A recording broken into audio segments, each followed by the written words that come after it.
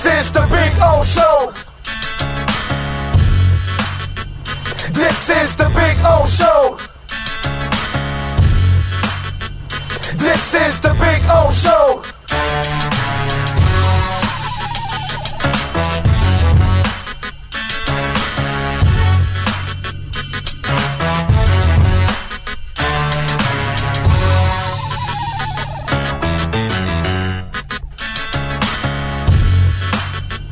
This is the Big O Show.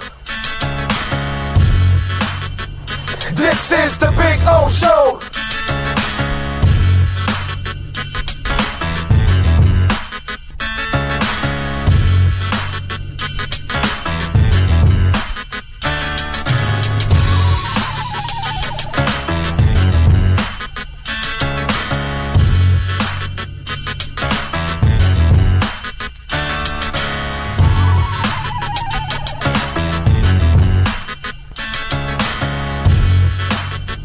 This is the Big O Show. This is the Big O Show. This is the Big O Show.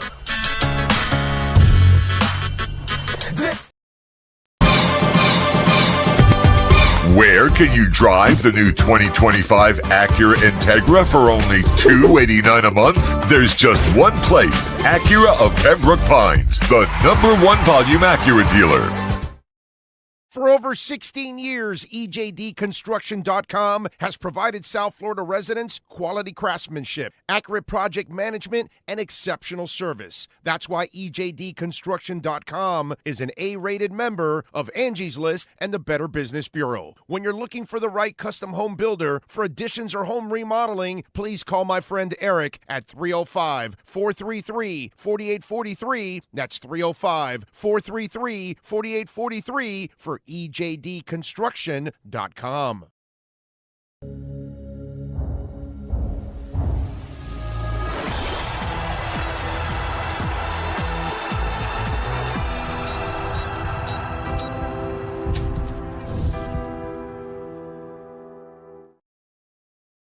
When presenting an award to an employee, athlete, executive, or fantasy GM, make sure you call Orvieto's Awards and More. For 35 years, these custom award specialists have been providing plaques, trophies, custom framing, while providing state-of-the-art laser and computerized engraving, UV printing, and glass crystal etching. They do all their engraving and printing in-house for quality control. Call Charles at 305-949-8098 or visit them at orvietosawards.com. Orvieto's Awards and More, where recognition is rewarding. Where can you drive the new 2025 Acura RDX for only $399 a month? There's just one place, Acura of Pembroke Pines, the #1 volume Acura dealer. Oh, I think I know what this is. Houston, we have a package. Hello? No matter where you are, the Sloman Shield home security system guards your home. With next-gen perimeter protection, 24/7 monitoring, and interior motion sensing. And right now, get a free Sloman Shield security system and doorbell camera, all professionally installed, for free. Shield your world, the Sloman Shield.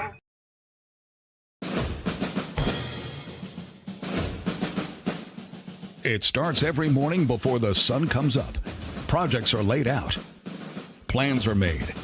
Equipment is fueled and loaded with inventory to handle all service requests. Orders are given to an army of skilled landscape maintenance professionals, certified arbor trimmers, irrigation technicians, and licensed pest management experts who fan out to communities and businesses all over South Florida. Experienced, on time, and dependable. Our staff is fully trained, licensed, and insured. Contact us by phone, email, social media, or through our website to answer all your landscape questions. We are Cutter's Edge. Total Landscape Solutions. After 40 years, the Big Cheese Miami is still producing great Italian food. They started in 1984. Since then, they've been winning awards while being voted the best inexpensive Italian restaurant in Miami. Visit them for great food, amazing service. Witness the decades of Cane's memories. The walls are like a Miami Hurricanes Hall of Fame. The Big Cheese delivers anything on its menu or party platter menu to your home, office, or even a park for a picnic. Located at 8080 Southwest 67th Avenue, Miami. Call 305-662-6855. TheBigCheeseMiami.com, where they serve large portions at family prices. It's big. It's gigantic. It's the Toyota of Hollywood Super Sale. Over 2,000 Toyotas from just $17,988. Like a Corolla LE, not $24,000, $17,988. Buy with 0% financing, 0 down. Join the fun and get a super deal at Toyota of Hollywood, the #1 volume Toyota dealer on 441 between Hollywood Boulevard and Sheridan Street. Open till midnight.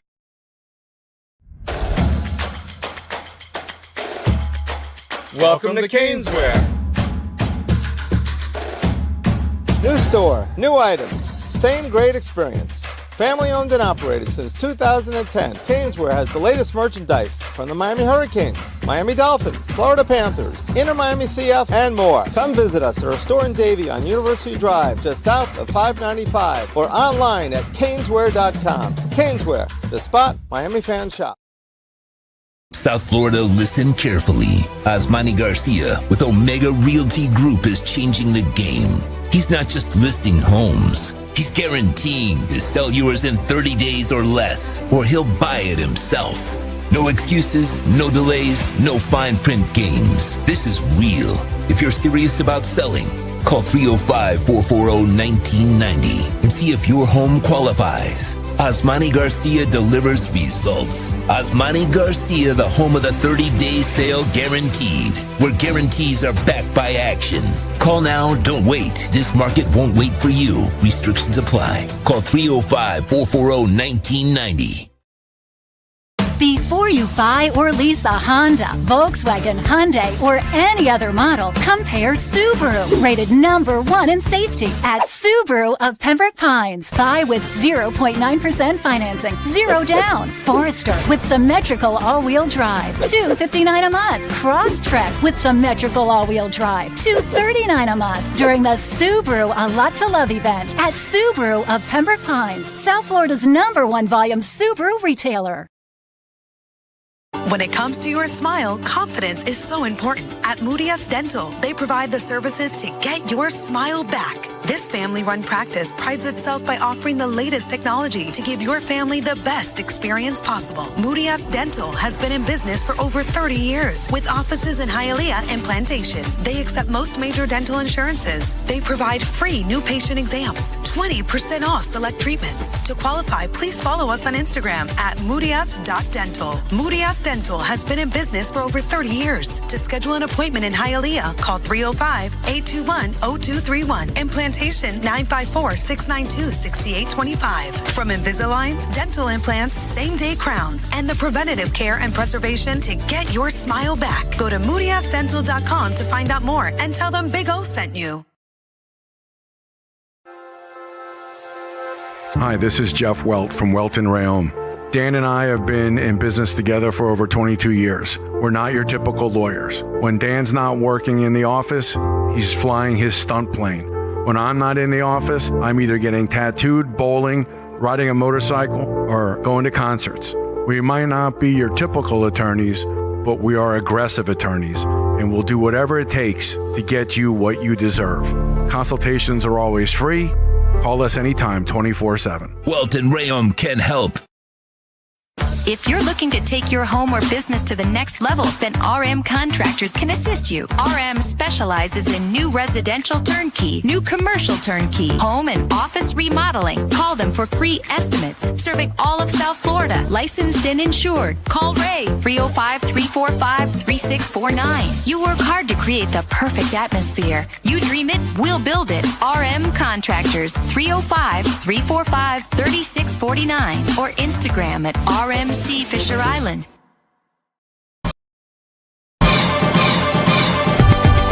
Where can you drive a new Acura ZDX for only $439 a month? There's just one place, Acura of Pembroke Pines, the #1 volume Acura dealer. The viewpoint, statements, or beliefs expressed on the following program by the host, guests, or callers are not necessarily the opinions of FantasyXS.com, Media Group Inc., ownership, management, sponsors, or website. When it comes to South Florida sports teams, very few in the media have witnessed, lived, and covered it like the Big O. Let's start the program dedicated to your favorite South Florida teams with a passion that's unmatched. The Big O Radio Show is on. Here's the Big O. Good morning, boys and girls. Yes, sir. It is a beautiful morning. Hope you all are doing well. It's a blessed morning. We are here once again. Every day is a blessing, ladies and gentlemen, every single day. What do we talk about today? We got some stuff to talk about. We got the Panthers back in action tonight. Game 2, looking forward to it.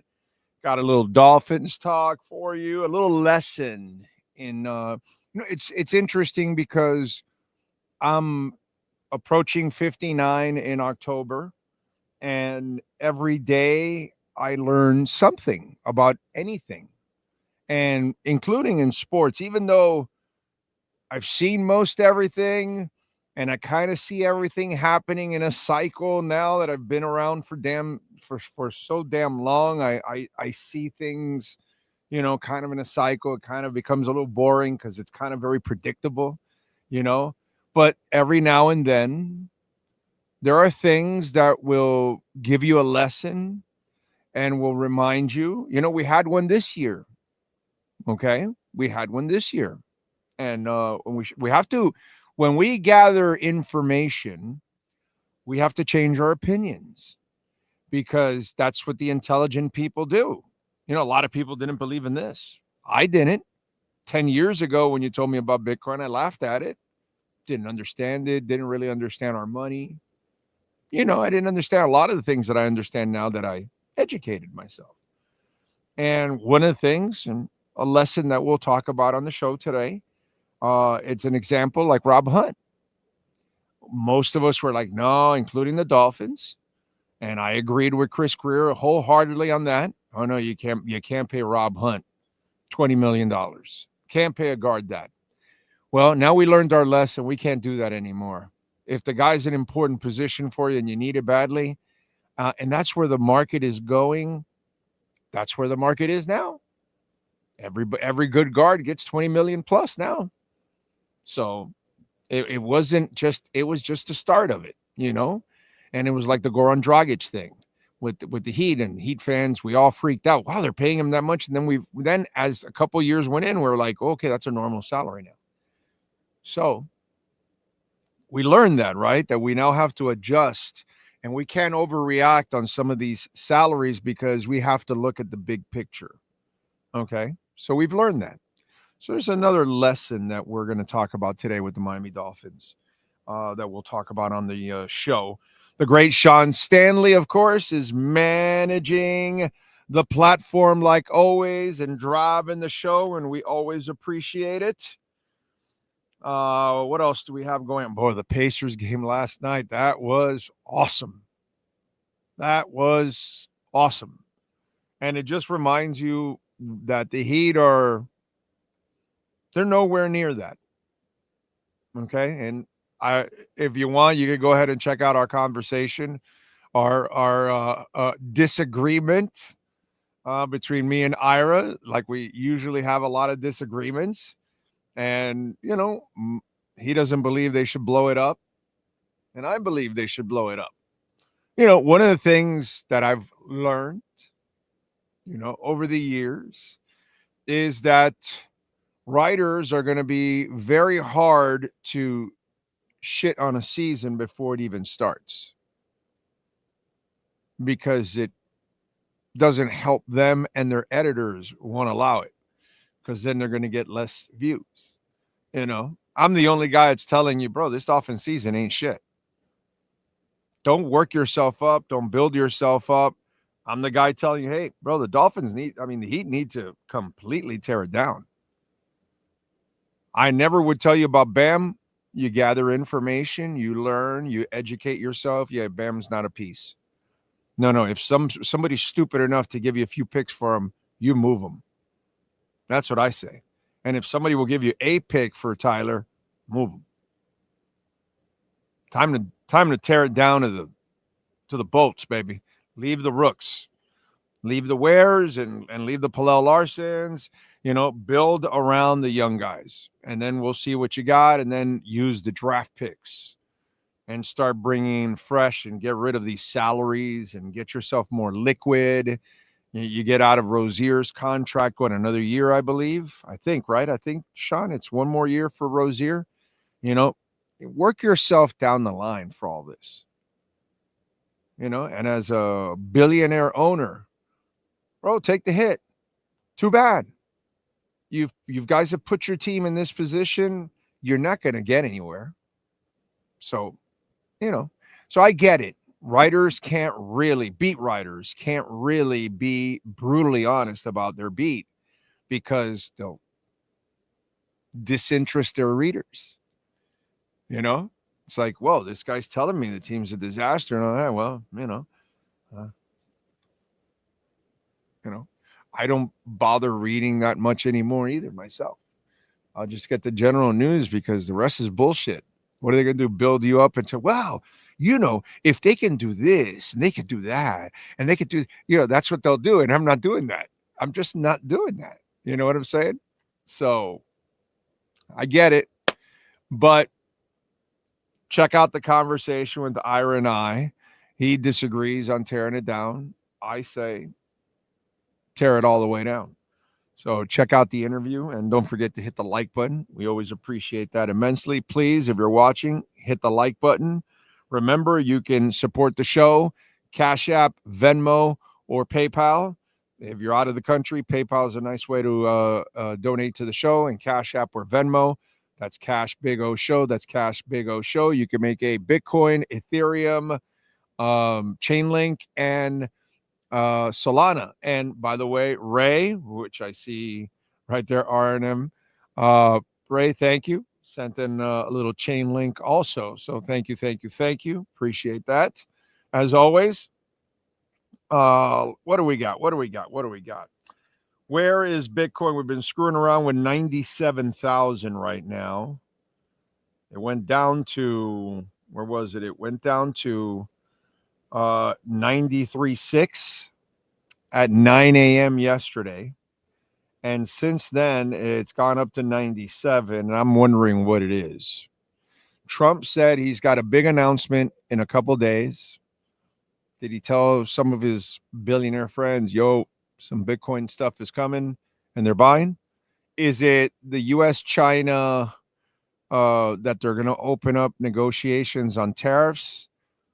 I think that's ridiculous if you're pumping on that hope, because the trade agreement between the United States, Canada, and Mexico took a year and a half to resolve. They've been talking to Japan. Has it been finalized? No, and that's your ally. You haven't gotten a deal done with Canada. You haven't gotten a deal done with Mexico. You can't get a deal done with Japan. These are your allies. So you're opening up talks with China means nothing. It could be long and drawn out, and this could take a long time. These trade deals are not done that quickly, unless it's a smaller country, unless they, but if they actually have trade value themselves, then they're gonna want to negotiate certain things because they have leverage in their own ways. So these trade deals, it can't be that. What I think it is China is adding liquidity into their banking system. And the feds just, let me make sure I got the note right, 20 billion.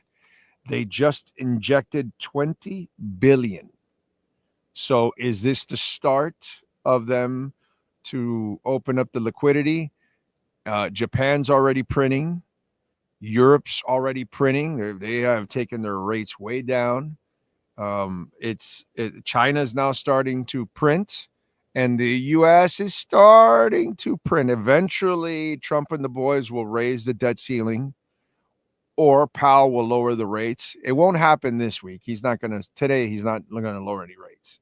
He's going to say, well, we got to wait to get more information, yada, yada, yada, and all that, to see what the tariffs do and all that. But maybe in the next time around, they start lowering rates. Who knows? We'll see, because then they start seeing the effects. Either way, my point is, those of us that are into risk assets, the time is coming, dude. The time is coming, because they all have to print. Doesn't matter if it's China, Europe, Japan, America, as I've been telling you for years now. They all print. It's what they do. So to me, this little Bitcoin pump is coming from the liquidity that's been happening now in other countries. And we just started with the 20 billion. That's what it might be. I don't think it's I thought last night maybe it could be the Trump announcement that, hey, we're going to announce something big in a couple of days. But then when I started seeing the liquidity stuff, it's not the U.S.-China talks, because that's just opening it up, and that's just the initial dialogue and all that. And, this is all, they're going to have to back away from the tariffs at the moment to start getting things going. And I don't know if the U.S. is going to do that and all that kind of stuff. So we'll see. These negotiations could be long and drawn out. They will back off, because that's what we do. And every time he does something, he backs off of it. So eventually it'll be backed off, but we'll see. We'll see. But getting them to the table is huge, but it's going to take a long time, dude. It's going to take a while to resolve. So we'll see. We'll see. Let's hope for the best. But I can tell you that those of you that have been waiting, it's coming, dude. It's coming. It's the inevitable, as they say. What else do we have going on? Welton Rayom. We love talking about Jeff Welton, Daniel Rayom. If you are looking for lawyers that you can count on, bankruptcy. I know a lot of people are having issues with that. That can happen to any of us, since we all pretty much live month to month. Homeowner property damage, condo damage, criminal defense, business owner claims, commercial litigation, personal injury. If any of these things have happened to you, please call Jeff Welton, Daniel Rayom, 954-966-4646. The consultation is completely free. Find out if you have a case or not. And you can see why they are absolutely amazing. Many of our listeners have used it, which is really, really cool. And so have I. So best thing is when I get an email, a DM from one of you, and you thank me for Jeff or Dan, and you're bragging about, man, Dan was amazing, Jeff was awesome, all this kind of stuff. So I love it. Great service. They listen to you. They're amazing people too, on top of all of that. Jeff, by the way, is a huge sports fan. Dan's kind of a casual sports fan. He's more of a stunt pilot. That's more his thing, So Jeff's the guy you're going to talk more sports. Dan, you probably talk more about life with him. But either way, both of them are going to kick some serious ass for you in court. 954-966-4646.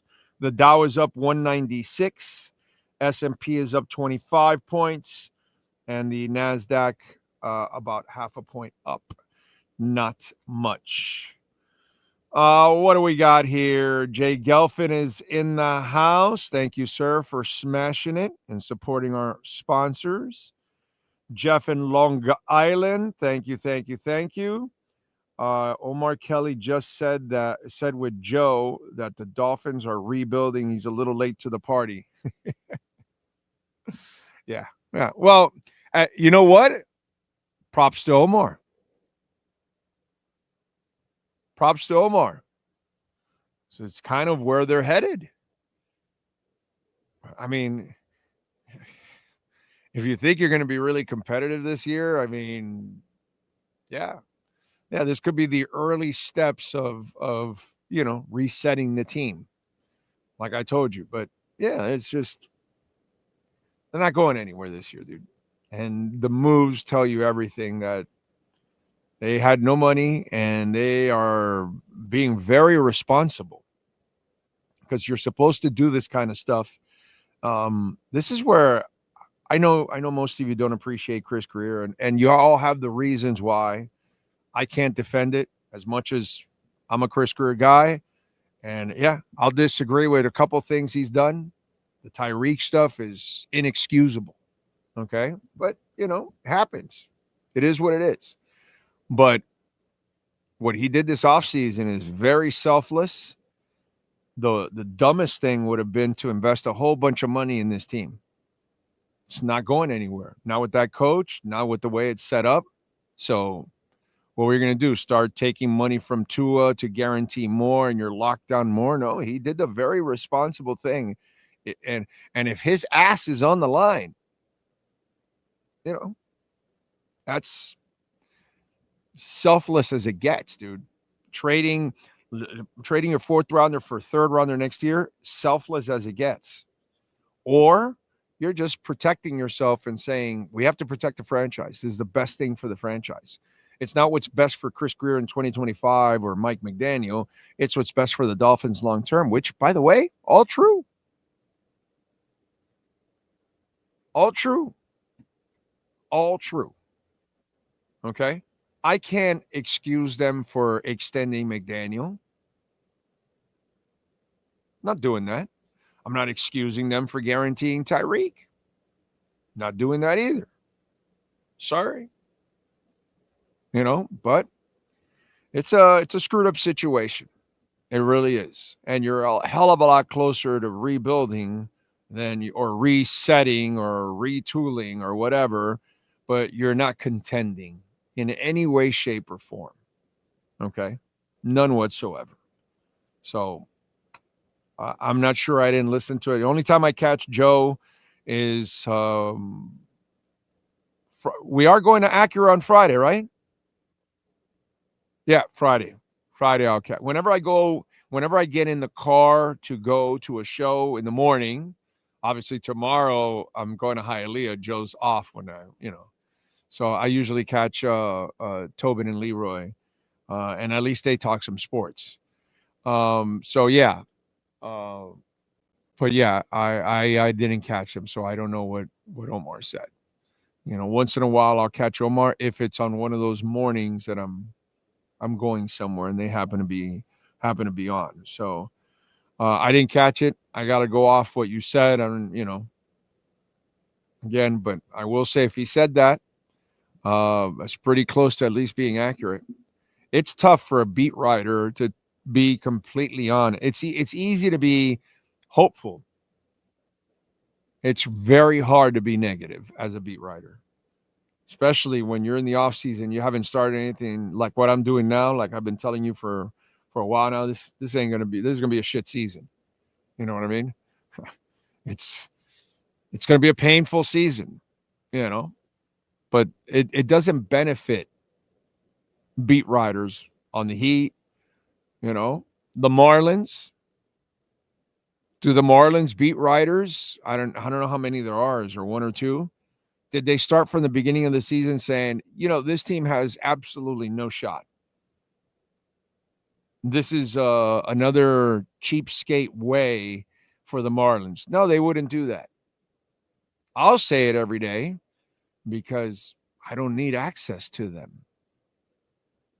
To do a talk show, I don't necessarily need access. You know what I mean? So, and getting players on most of the time, it's kind of a softball event anyways, as it is. So I'm not here to appease the Marlins or make them happy so they could give me an interview or anything like that. If you're big boys and you can't handle the truth about your situation, I can't help it. Change it. You want us to talk to you positively? Well, then be the Panthers. Show that you're trying and that you're actually, capable. And then you get all the love. But if you're incapable and you're not even trying, and that's how, in fact, I don't believe the Marlins should be covered by anybody. I think it's a waste of time. Any TV station, any radio station, any writer, I think it's a waste of time. That's a team that right from the get-go is not even trying to win. And that's how it should be addressed. You're not getting a beat writer. What we'll have is a columnist to maybe rip you guys once a month about how bad you guys are. That's the publicity you'll get from us. That's what a newspaper should do to the Marlins. But, if you're going to go out there and write little fluff stories about this player or that player who eventually will play his way out of here, because that's what they do. Do the writers write that? Well, Sandy's just got to keep pitching, and he's struggling right now, but eventually he gets it going. He'll get in a groove, and he'll get out of here. Because that's what most of these players want to do. They want to grow, develop, and then get out of here and move on. Do the writers write that? No, they're not going to write that. They're not going to write that. But that's the reality, isn't it? How come the reality isn't written?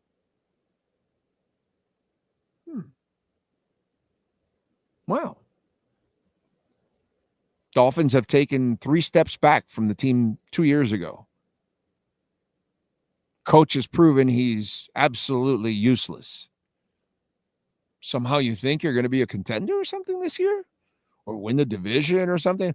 I saw some blind-ass Dolphin fan on my timeline come up, and it's, the Dolphins will win the division this year. And I just was like, why do you people do this to yourselves? That kind of stuff. So we'll find out about our lesson learned. Another lesson learned. Cosa Nostra is in. Will Miami be debuting the new unis in Madrid? I have no idea, Cosa. Think about it. That's what we have to look forward to. That's what I'm looking forward to, the Spain game, just because they're playing in Spain and all that. And hopefully Sean and I can get there and cover it and all that. But there's not a lot to look forward to. Stupid shit like that. Uniforms. JG Long, Dolphin Dave is in. Skylar Tipton, Lisa Rose, Walter Olivares, Christian D, Juan Mendoza. Says, I hope the family as well. Today we're going to take game 2 from the scruff of the neck. I like it, Juan. They will. I'm with you there. NorCal, thank you. Please hit the like button, por favor. Lucas, that's what OKC, Orlando, and Detroit did. And by the way, other teams are in that process of doing that stuff and rebuilding their team by tearing it down and picking up picks. And that Houston is another one that's just like that. It's baffling to me. What are you expecting? Like a Luka trade to fall on your lap again? It's ridiculous. And you know what? We're spoiled as Heat fans. This whole thing, I know Ira says it, and he's 1,000% right. Do you think they could survive for 2 or 3 years of constant losing basketball? Yeah, no, it's going to be hell. But it's the only way to get better. And they gave you 25 years of amazing basketball, championships, trips to championships. If you spoiled bastards can't deal with a couple of rough years, really rough years, in order to get better, then you don't deserve to be a Heat fan, dude. If Pat Riley needs to completely reset the team instead of trying to do the lipstick on the pig bullshit that they keep trying to do here, that it doesn't work, okay? Come on, man. Then we're terrible fans. That's all. We're horrible people. And I'm not being horrible by saying What the Heat is doing is dumb. They keep just hamster wheel, like I told Ira. In today's basketball, the finances have changed. The cap, the aprons, it has made it just absolutely debilitating. So you can't do what you used to do. You got to go the new way. And unfortunately, you got to pay your dues this way. But you've got the best coach in the world to do those kind of things. We're terrible fans if we don't understand that the Heat must do the responsible thing. They keep doing the irresponsible / cheap thing.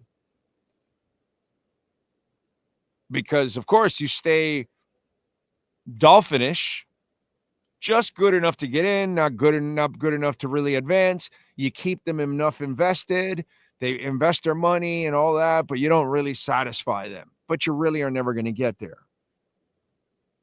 Now, if you tear it down now you're going to lose a bunch of season ticket holders. Those frauds can go away. They'll come back later.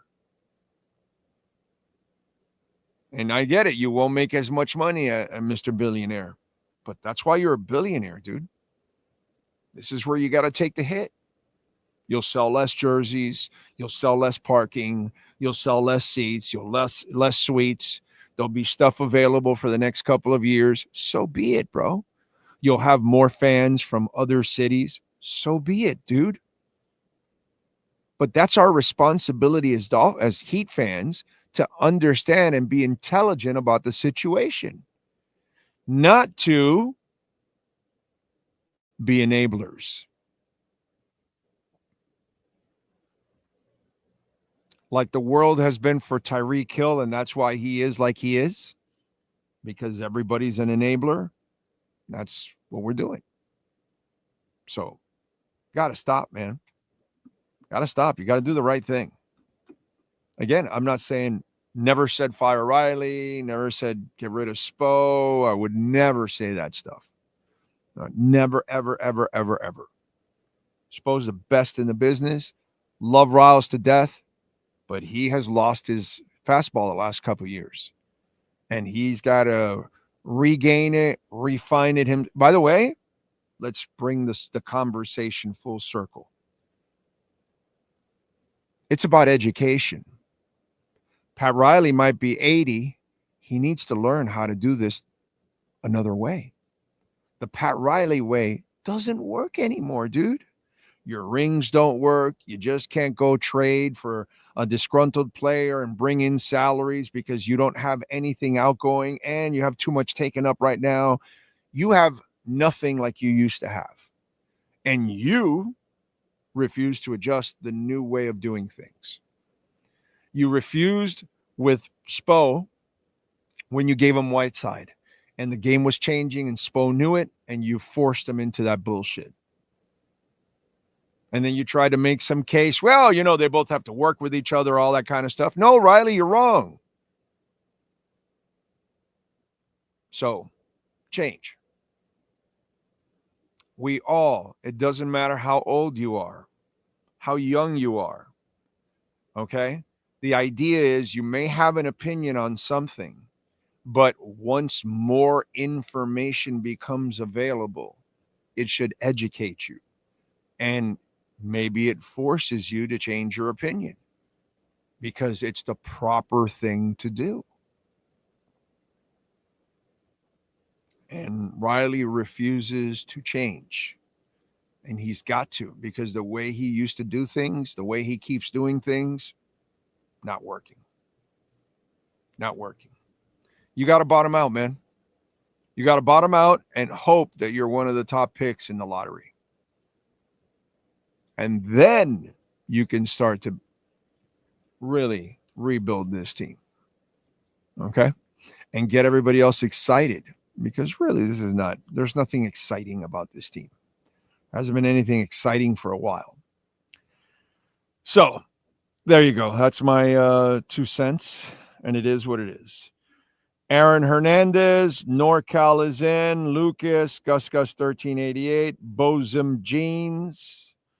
Lucas says Trump negotiated the last trade talk with Mexico and Canada. Yeah, it took a year and a half. Yep. And then he tears it up. He says they're getting ripped off on a deal that he negotiated. By the way, it took a year and a half to negotiate that deal. He doesn't have that time. He has to get everything done and headed in the positive direction by the midterms. Because if not, he's going to get killed. The Republicans will get killed in the midterms because they'll go Democrats, because that's what this country does. Then one side screws it up, they go to the other side. You know, it's like the sports. It's the same thing. You got the nice coach. Oh no, now we need the hard ass. Oh, the hard ass wore thin. Let's go get the players coach. Same shit. So yeah, Lucas, all that stuff. LOL. Have more information. Lenny Pena, Juan Rosa. Didn't watch your show yesterday. I watched replay with Ira. He pissed me off. And you're effing right. Pacers are getting it done against Cavs. How can we compete with that? Blow this crap up. Yep. You got to blow it up, or blow this shit up, as you said. But again, writers will not tell you that their season is shit, because it's not, their editor's not going to want that. It's just, it's not, you can't just go out and write doom and gloom right from the get-go without it even starting. Oh, what if this and what if that? And give me a break. Juan Mendoza. Do you think Ross might keep Greer if they fire McDaniel, or is there no way Greer stays? I don't know that part. We've talked about this a bunch of times. If you've listened to the show, if McDaniel gets fired and Greer survives, this tells us all we need to know. It wasn't Greer's call. Because as much as I like Greer, okay, I've told you 100 times, because I have to be objective. If he hired Flo and McDaniel, normally they're not going to give you a chance to hire your third coach. They're just not, no matter who you are. Okay? So, Juan, I don't know. I cannot answer that until it happens, because I've been dying to find out whose decision really was it about Mike McDaniel. The Greer stuff messes with me. Greer comes from the Parcells-Belichick tree. His dad worked with Parcells and Belichick. His dad's the one that told Belichick to draft Brady, by the way. He worked a little bit with Belichick. Then he comes here and has been here for a long time. And when he has his first chance to hire, he hires a Belichick disciple hard ass. He's been around hard asses all his life. His brother's a hockey player, a hard ass, a GM.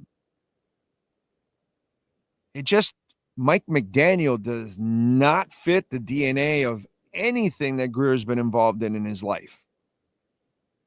So I don't know, dude. I am so confused on this. But the beauty is McDaniel will get fired, and then we'll find out. If Greer stays, then they truly have never given him complete control all the way till now. That's what that tells me. Which, again, it's just like, okay, we keep doing the same shit, not giving. If you hire a general manager, let them run the team. But I don't know. Maybe this is Greer's guy, and they unfortunately both get fired. You know what I'm saying? And we have to unfortunately rebuild and go through all this bullshit again. I don't know, Juan. I'd love to answer that question. But one thing you'll know about me, if you watch enough, if I think I know something, you damn right I'm going to tell you. If I don't know something, I have zero issues telling you I don't know. I don't know. Or I'm wrong. Zero issues with that, because that's going to happen a lot. So I just don't know. And we've discussed this a bunch of times, because I brought it up in the past that McDaniel does not fit what Greer and his entire family have been involved in. None whatsoever. It's really weird. And when you see the finesse offense, and then you see the draft this year, and you see free agency, and it's a physical approach, again, doesn't feel McDaniel-ish. It feels now more like traditional football, like what you're supposed to do, which is not what they were doing. I'm confused, man. At this point, I don't know, and we'll find out. We'll find out. Finns are projected to finish third easily. They'll be third or fourth in the East. They have no shot at number 2. None whatsoever. Yeah, 1 or 2, they have no shot. This will be a bad year, dude. This will be a bad year. So, what else?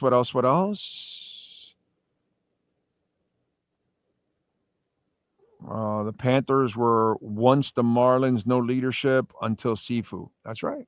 Or, well, Viola and Sifu. Yeah. It's all about ownership, man. It's all about ownership. Cash App or Venmo at Cash Big O Show. That is Cash Big O Show. Cash App. Cash App or Venmo. Christian DiMartino on Venmo. Thank you, sir, for the love. Oh, you watched the Inter Milan Barcelona Champions League match yesterday or see the highlights? One of the best matches I've seen, and I'm not just saying it because I'm an Inter Milan fan.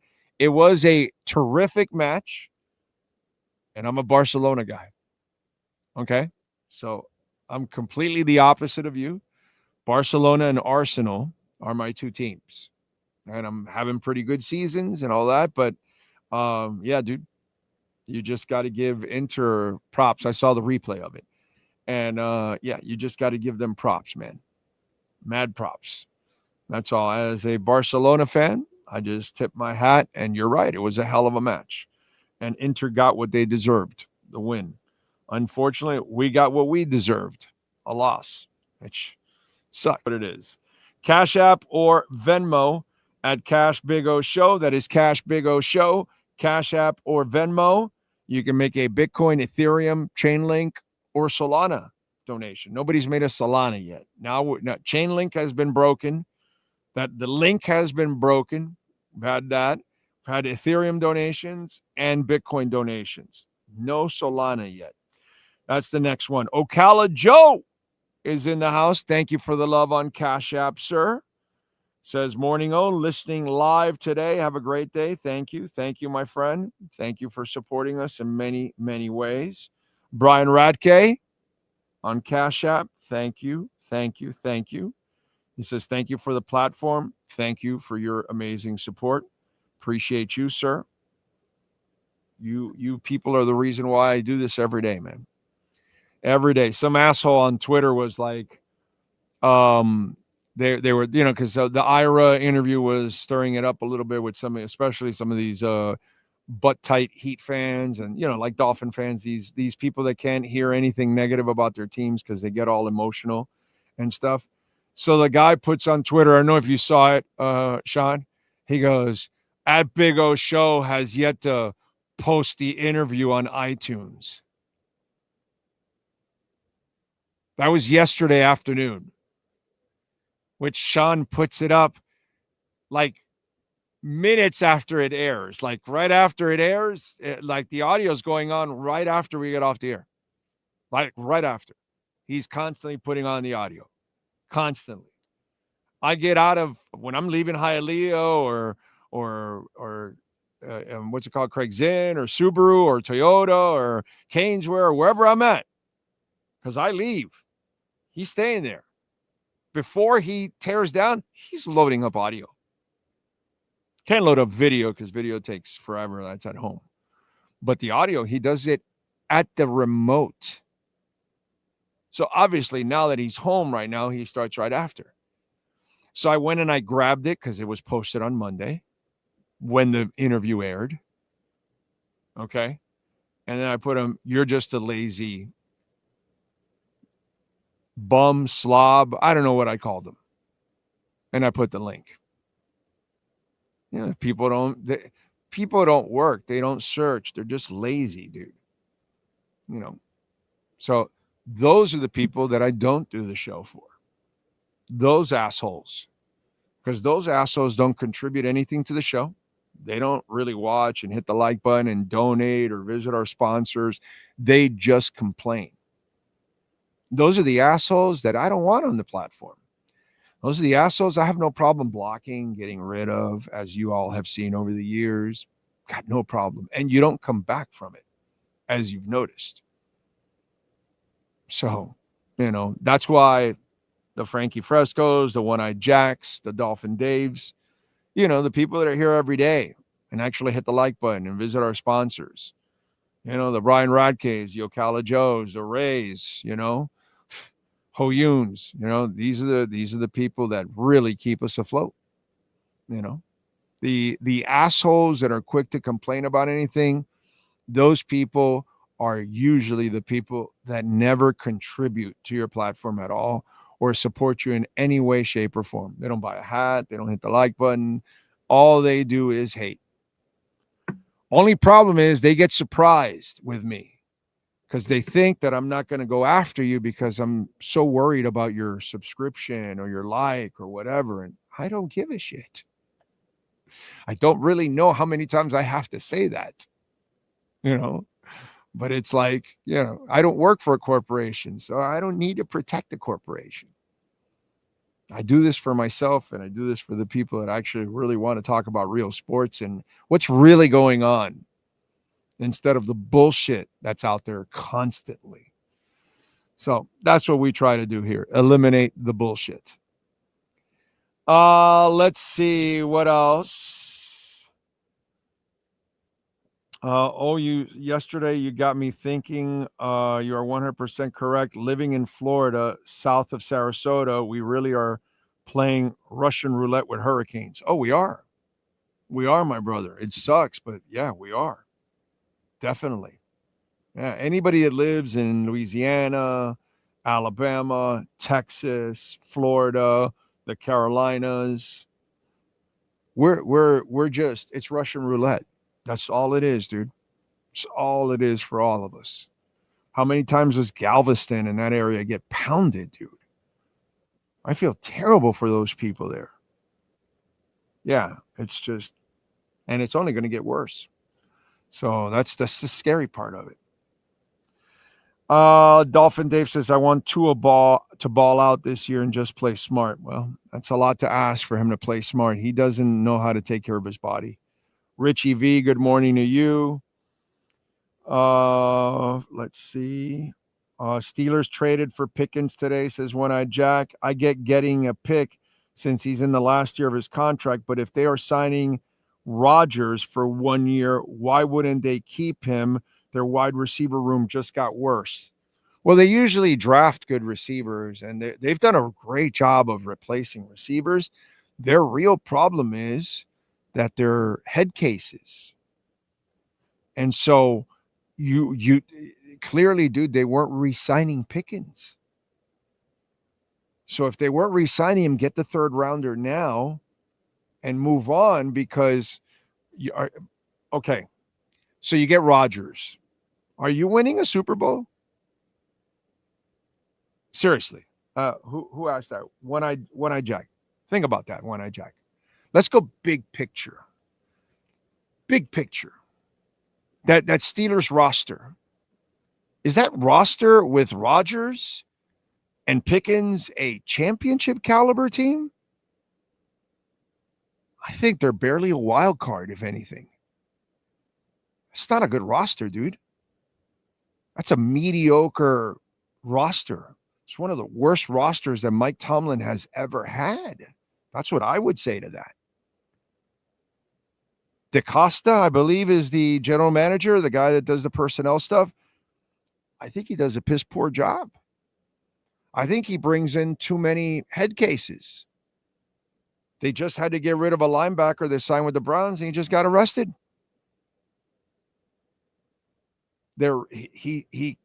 Nobody drafts more head cases at receiver than that guy. That team, period, because it was even before that GM. I don't understand some of the things that goes on in Pittsburgh when it comes to personnel decisions lately. A lot of questionable character people that get placed there, and Tomlin's at a disadvantage. I disagree with you wholeheartedly, One-Eyed Jack. Pickens is a hell of a player, but he's a head case. He's a pain in the ass. Not a guy who would sign to a long-term deal. And the Steelers had to get rid of him because they're not going anywhere with or without Rodgers. So that's where you and I disagree. You might be misjudging that roster for the Steelers, my brother. That roster for the Steelers isn't anything special whatsoever.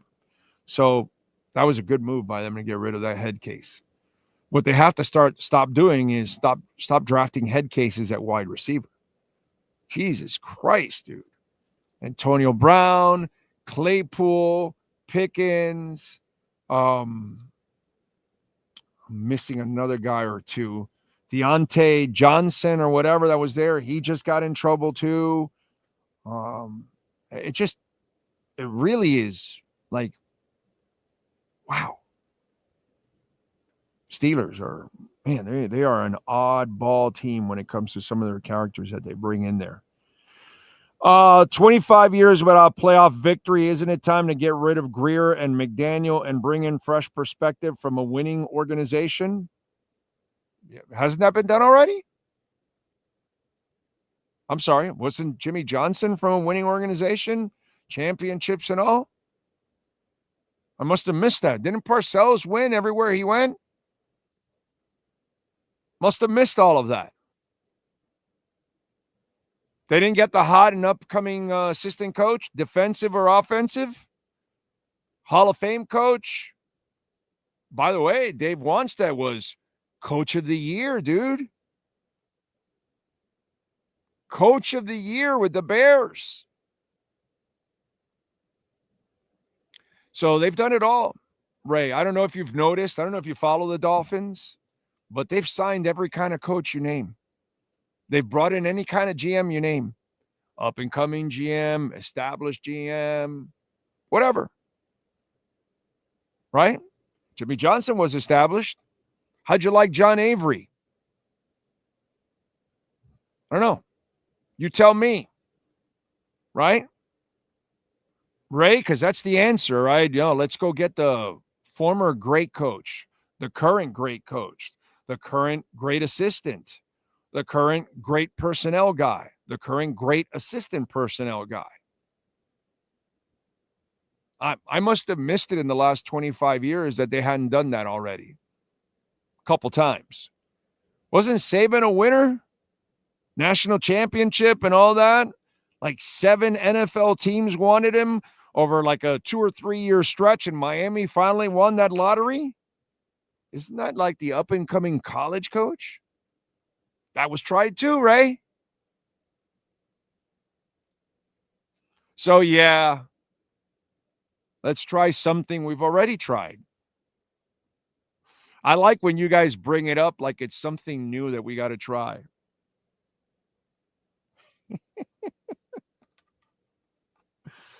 Oscar says, good morning. Smashing the like button. Thank you. Very kind of you. Only 44 have hit it, and there's 94 watching right now. Sad.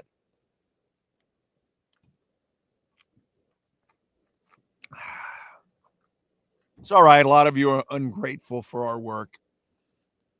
But that's okay. That's how it goes. There's a lot of ungrateful people in this world. What else do we have? Luke in the house, I see. I agree with you on the Steelers are a bottom wildcard team. I wouldn't sign Rodgers at all if I'm them. Lots of questions for their personnel department. I don't think they're signing Rodgers. Because he's held out this long. I think he either retires or waits for the kid in Minnesota to flop, and then he'll go there. I think he sees the same thing I see. Going to go to Pittsburgh for what? They got no shot. I'm going to have another mediocre year. That's how I'm going to look to end my career. Yeah, I'm not doing that. Minnesota's got a line, a defense, got weapons. I know the division very well. I put it to my nosy and it don't smell so rosy, as the Mad Dog would say. I don't think he's going to Pittsburgh. I don't at all. I think if you're smart, you look at Pittsburgh and say, they're not shit, dude. Tomlin has to work miracles again to just get him into the playoffs. You know what I'm saying? So, yeah, I would not go to Pittsburgh if I'm him. I would wait for Minnesota. That makes sense. Makes a lot of sense. Because they haven't ruled it out either, because the kid could flop. And if he does, and you've got a team that the window is now, and guess who knows the window is now? Aaron Rodgers. He's sitting in his dark room, and he does the math, and he goes, there's no window for the Steelers. Never opened. It's shut. It's done. The Vikings have a Super Bowl caliber team. All they need is a quarterback. And anybody going to argue that? Nobody. Like, you don't really even need to go to the dark room. He needs to go there to figure it out, but you and I don't. So he's waiting for Minnesota, dude. So if the kid screws up, they'll call him. And now the league knows that nobody really wants him. He doesn't really want to go anywhere else. Minnesota now knows we have our backup plan without even paying for it. It's sitting there waiting for us. So if this kid screws up, we call him, break glass in case of emergency. At any time, training camp, week 1, week 5, week 10, week 14, Aaron Rodgers will be waiting. So, and by the way, if you're Aaron Rodgers, let me throw a little caveat in there. Okay. I've been at this so long. I'm so cynical. I think about everything. He's like, the hell do I need to go there and be in all these mini camps and have to be talking to the media and all that kind of crap? I could buy myself time, sign after June 1st, sign in the beginning of training camp. All I have to do is keep myself in physical shape. I'll pick up the offense right away. I've been in the league for 20 years. I save my body. I keep myself fresh. And if I let the kid play out and he screws up in week 2 or week 8, that's less football I have to play and a better chance for me to prove myself, because all I need to do is go and win. And if I win in the last 10 games of the season, get them into the playoffs, nobody's going to mention that. Nobody's going to care that I came in week 6, like Joe Flacco did a few years ago. Nobody's going to care. Nobody's going to care that I wasn't there in training camp or anything like that. So for him, physically, it's an advantage to sit out, wait for the best, a real option if it comes up, which is only Minnesota. This is so obvious to me. At least that's the way I look at it. All these people that keep talking about the Steelers, I think they're not really looking at the big picture and going, bro, the Steelers are shit. Some of you may still imagine that the Steelers are something. The Steelers aren't shit anymore. They're a mediocre team. They're the Miami Heat. God damn, what a great analogy. They are the Miami Heat. Front offices that can't get it right with 2 amazing coaches that constantly have to make whatever piece of shit food you give them into chicken salad. What an analogy, bro. Holy shit. I didn't imagine. Wow. That's one of the greatest analogies I've ever made in my life. Spo and Mike Tomlin. They are in the same rut, bro. The same rut. Their front offices aren't shit. Their coaching is special.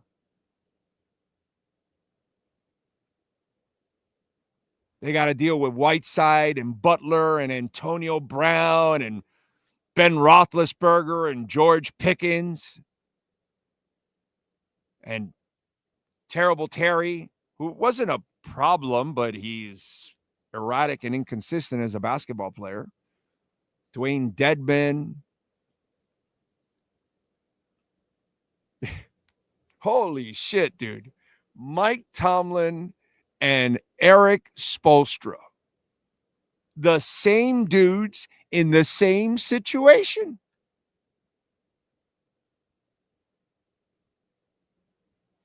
So if you think that the Heat are going to contend, or if you think the Pittsburgh Steelers are going to contend, I got Motley Crue for you, baby. It's the same old situation.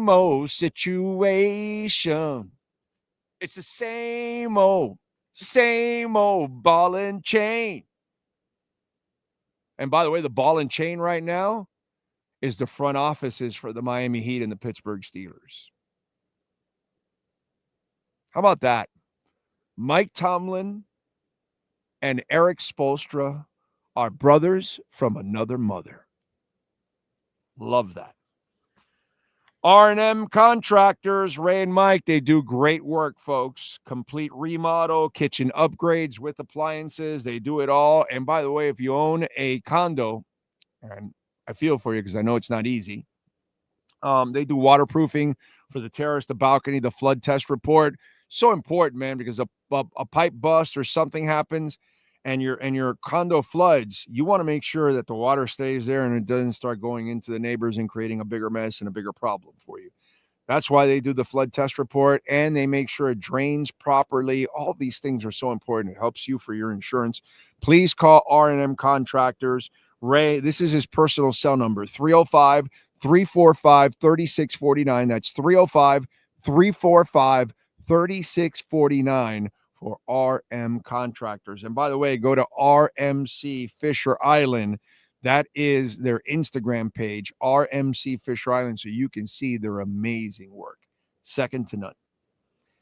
And tell them that I sent you, by the way. Pasta Vazoo.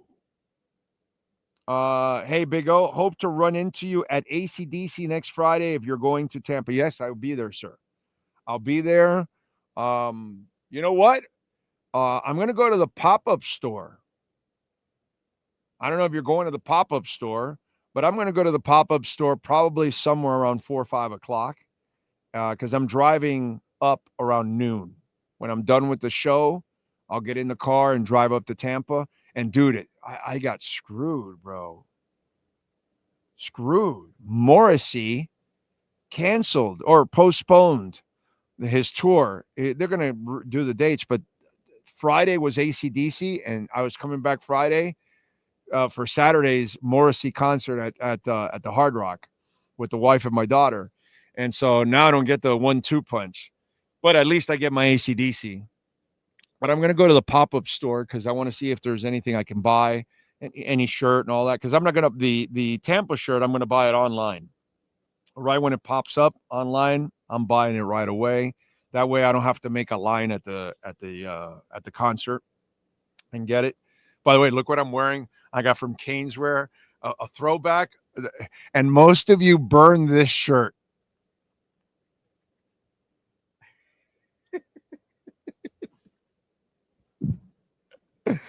Anyway, so yeah, man, DM me, and I'd love to meet you over at the AC/DC concert, man, for sure. Yeah, have a good time out there. I'll be on the floor. I don't know where you're sitting, but I know I got floor seats. But I'm not gonna like make a line to get there early and all that kind of stuff. So I've seen them a bunch of times. I'm just glad that I get to see them one last time because I'm pretty sure this is the last time that I get to see them. But yeah, man, just DM me if you follow me on X or on Instagram, Big O Show on Twitter, and then on Instagram, Big O Radio Show. And you can find me also on Threads and Blue Sky and all those other things. So yeah, I would love to meet you, bro. Be great. For me, that's the best thing is when I meet you people out there. It's, sometimes our sports teams aren't the best at times. It's like some guy goes, what a waste going to Spain. I go, no, dude. 1, it's an experience. 2, I get to meet fans. And now I get to meet international Dolphin fans. That's what was fun about Seattle. It's not fun losing. It was a blast in Indy. I had a great time in Indy. The game sucked. but I had a great time in Indy. So what am I going to do? Complain? No, man. No, it's still a good trip. You get to see a good city. Buffalo, okay, not the most scenic one, but I got to say, me and Sean made the best of it. We got to see the falls. We got to meet a bunch of really good people, Dolphin fans in Buffalo. That's ridiculous. And then some of the Dolphins that traveled, which is awesome. Big E, which, bless you, Big E, man. I'm praying for you every day, dude. I hope you get that liver, man. Nobody deserves it more than you do, my brother. But Big E was there. I was able to share some time with him and 305 Sports Babe, all that, man. I mean, a bunch of people made it over there too, and that was fun. To me, that's the camaraderie with the fans is the best part about all of this. Okay, that's my favorite part about all of this is meeting you people, hanging out, talking, bullshitting, and all that kind of stuff. It's fun when we have the Panthers. It's just not fun when it's not, a good atmosphere, unfortunately. And the Dolphins don't give us one. They haven't given us one in forever. Let's see. What else do we have? Ocala Joe says, okay, if I buy the Dolphins tomorrow and made you GM, how would you build me a winning team from inside out, bro? I said all offseason this draft had to be about the fat boys and stop being the disorderlies. That's exactly what they did. Exactly what they did. And that's what I would always be doing. That's what Philly does. They draft linemen every year, bro. D and O linemen. And it's smart because you're not going to re-sign all of them. So you keep having depth and you keep rotating. And you'll keep some and you'll let go of some. And then you'll get compensatory picks and you'll continue, the whole thing. But you've got to start inside, bro. You got to start inside. I don't understand why we don't do this, Ocala Joe. I don't really understand it. I'd be drafting a nasty son of a bitch on the D&O line every year, man. Every year. I don't want you to even breathe on my quarterback. Okay? Nothing. I don't want you to get close to my quarterback.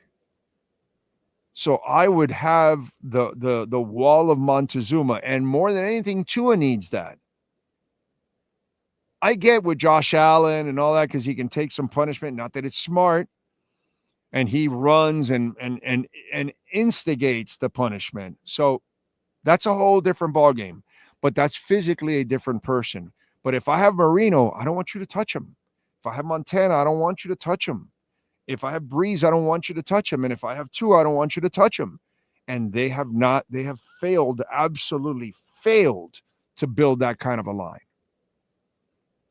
And that's what he had in Alabama. When you have those kind of quarterbacks, only one kind of line goes with those quarterbacks. You cannot have a sieve. You can't. There cannot be any holes in the dike. And that's what you have constantly. And he has 2 seconds to pass the ball. Can't do that, bro. So to me, the most elementary thing there is in all of football is building from inside out. And we have failed to do that for 40 years. Shula forgot about all of that too in the 80s. All of it. We had it for a little bit with Webb and Sims on one side. But that's as close as we got.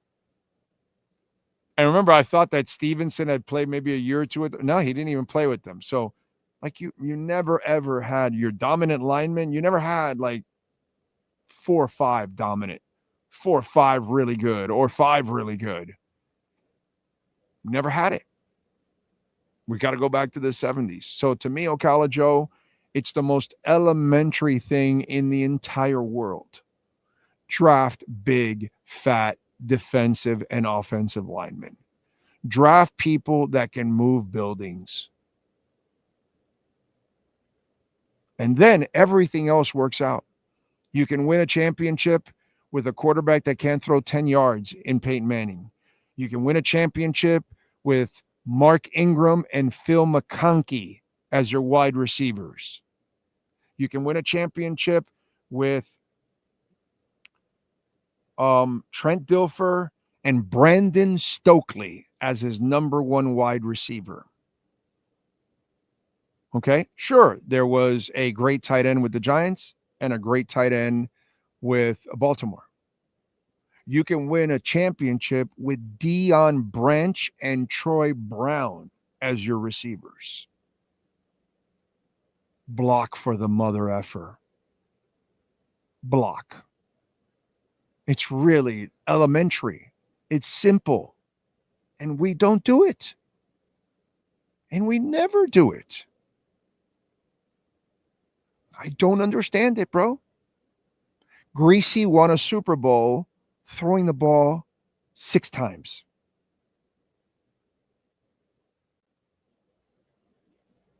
Peyton Manning won a Super Bowl and he couldn't even throw the ball. Block. Blocking changes everything. And then on defense, on the line, find the unblockable. I don't know, man. I'm not exactly sure where this is rocket science. I don't know where, is this trigonometry or something? Because I'm stupid. I don't know math once letters got involved. Once you got it, the X and the Y and all that shit, I'm out, dude. I'll dominate in division, subtraction, multiplication, percentages, all that shit. I'm great for all of that. I'm not the brightest bulb in the chandelier, and I can figure that out. I'm not a chemist. I'm not a scientist. I'm not a smart person. Okay? So if I can figure it out and I'm not a smart person, why don't the Dolphins figure it out for 40 years? I see the Philadelphia Eagles doing it. Don't get it. Howie Roseman, did I not do this segment already about Howie Roseman? How he makes what interchangeable? The head coach and the quarterback interchangeable.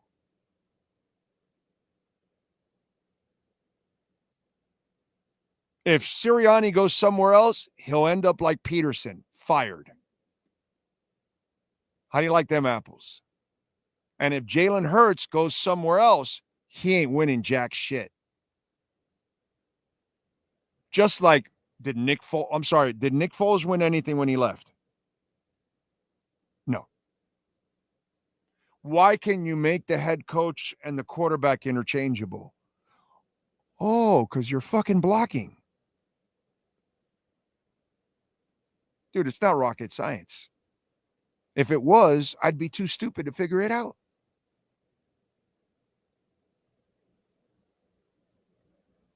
Don't get it. It's staring you in the face. It's right there. The people that control the line control the game. And why is it that we never control the game with the Miami Dolphins? Because we never control the lines. So that's all. That's what I would do. I would sit down as the owner and look at my people and say, hey, guys, if I don't have dominant defensive and offensive lines, you're all fired. You're all fired. You'll figure out a quarterback. You'll get receivers. You'll figure out DBs. You'll figure all that stuff out. You can get those guys. Get me dominant offensive and defensive lines. After that, the rest becomes super easy. And the league proves it. Nothing changes. Remember let's bring it full circle. Did I not tell you that I've done this for so long that I see everything over and over again like a cycle that it's kind of boring? Well, what do you think I'm talking about right now? I'm talking about my history. I'm talking about what I've watched, what I've seen. When the Cowboys were dominant, when the Steelers were dominant, when the Dolphins were dominant, when the Patriots kept winning, what did they dominate? the line, bro. The line. You couldn't touch Brady. And we're all pissed. How come Brady. Well, you can't get to him, bro. And the only time you would get to him at certain times was Miami at home. Somehow or another, they would get to him, and that would slow the game down. Hell, there was a game where they brought in Matt Castle, and JT intercepted him and took it in for a touchdown, and they brought Brady back again because they thought Brady, he was done for the day. But you had a D-line that could create some havoc. But did you have an O-line that could create? No, you didn't. So it's super simple, bro. Okay? Build lines. That's it. Don't do them like our O-line coach. You build lines. You don't do them. Let's see. What else do we have on the chat board? Shang Tu Sheng, 72 Dolphins must have made a deal with the devil. It's just not proper management. That's all, dude. It's Shula had personnel people then, and once he lost them all, he sucked. He sucked in personnel. We all love Shula. Once he lost Thomas, Young, and Beathard, the three people that really influenced his personnel decisions from the 70s into the early 80s. Once they were gone, Shula was dog shit when it came to personnel. It was a joke. There were the things that he did left us scratching our heads. And we loved the old man, and he was phenomenal. He was great. But that was our line. Shula, the general manager, is hurting Shula, the head coach. And it was on target. On target. So it's super simple, dude. And we just don't go back to it. Let's see. Brian Doherty. Thank you, sir, for the love in the super chat. I appreciate you. Thank you. Thank you. Thank you. And Brian says, you are the best, Big O.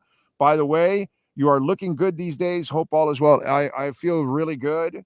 Thank you very much. I'm still recovering from my concussion. I still have a little bit of, still haven't recovered completely, which, by the way, lesson learned. Okay.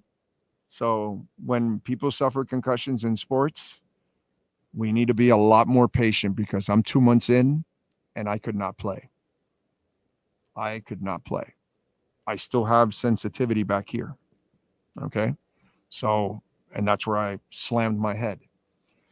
So you could tell that, and I'm lucky there is no damage or anything or whatever, but there's still healing that's taking place. So it's, it's rough. But thank you, sir. I appreciate you, Brian. Thank you for supporting us. It's not that simple, Big O, says Frankie, because that concept to block every team is trying to do the same. Some teams do it and others don't. Well, Miami fails because they don't stay with it. If you keep Rob Hunt, are you better at it, Frankie? I'm just wondering. You are, right? So you got to build the line, dude. You got to build the line. That's just the way it goes. Got to build the line. And you drafted one guy this year. You need to get again. Next year, draft again. And again, and again, and again. Keep drafting. Do not stop drafting linemen. What do you think about Quinn Ewers? I guess you haven't listened to the show at all. Quinn Ewers is competition for the backup. That's it. He has no shot at starting. He's not a starter in this league. Okay? But he is a backup in this league. He's got potential to be a backup. So he can challenge the MILF monster, because I don't believe in the MILF monster anyway. You know, that wasn't a signing that impressed me. But apparently that's what Mike McDaniel wanted. So whatever. Or maybe that's what Mike McDaniel could settle for. Who knows? Dolphins never prioritized the trenches. That's very true. They went for speed and skill on offense first. The successful teams always went for the lines first. Amen. One-Eyed Jack says, I'll be 45 this year. I've seen our team make the same mistakes year after year with no changes in sight. Yep. Greer is good personnel evaluator, but his owner is a moron and can't get a real coach. Well, no, look, I love Greer. I think he's done a good job overall. I would love to keep him as a personnel guy. I don't know about the coaching stuff. Flow was definitely his because it fits his DNA, and it was a failure. Okay, fine. I don't know what the Mike McDaniel one is, but I will tell you that if there's a knock that I would say for Greer, because on the personnel side, I would say what's hurt your personnel, like I've said over and over, is your changes in coaches. You went from a defensive to an offensive coach. So now one guy views a team differently than the other. And then the first coach had multiple changes on offense constantly. Quarterbacks coach, offensive line, all that. So then that doesn't give you any continuity. And then the new coach has changed his defensive coordinator every year, which again requires you to then adjust to the new coach and all of that. This is why you live and learn. And remember what I talked about again. I guess you don't listen to the show often. Those of you that listen often, you get the whole picture. Okay? What did I tell you that the Dolphins need to do besides build the trenches that we talked about now? Okay?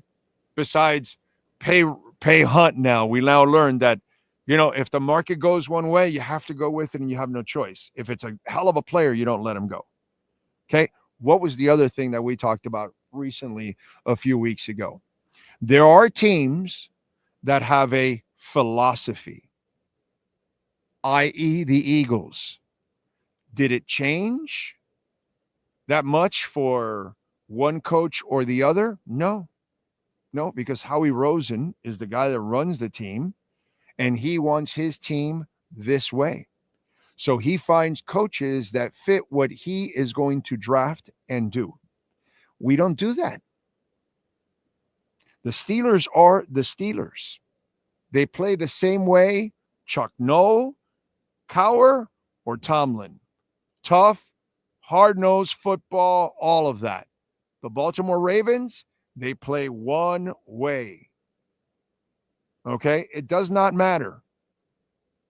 And they want a certain kind of player. The Green Bay Packers, their offense has been seamless for decades now. They have found one quarterback after another because they do it culturally.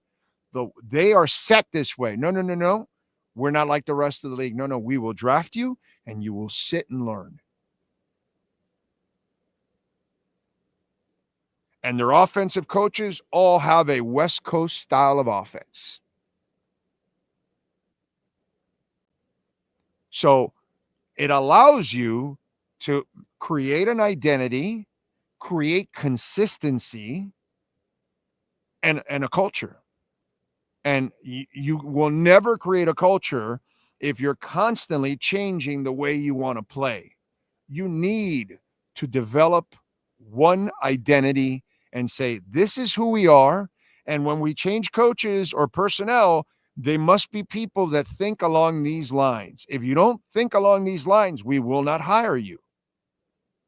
So we're going to go look for the people that are already coaching this way, the people that are already drafting this way, the people that are already thinking this way. And if you look at some of the successful teams, they have a culture in place. They have a way they do things. And it's gone on for a while now. And it helps them. We do not do that. And by the way, we had a coach that did a marvelous job of changing back in the day in Shula, right? And he had success with it. Now, he didn't have great success with it. He only had great success when he played one style. One style. Once he started going to more of the finesse style, he had success, but not the real success. You can have 1,700-yard receivers. Did you have real success? No.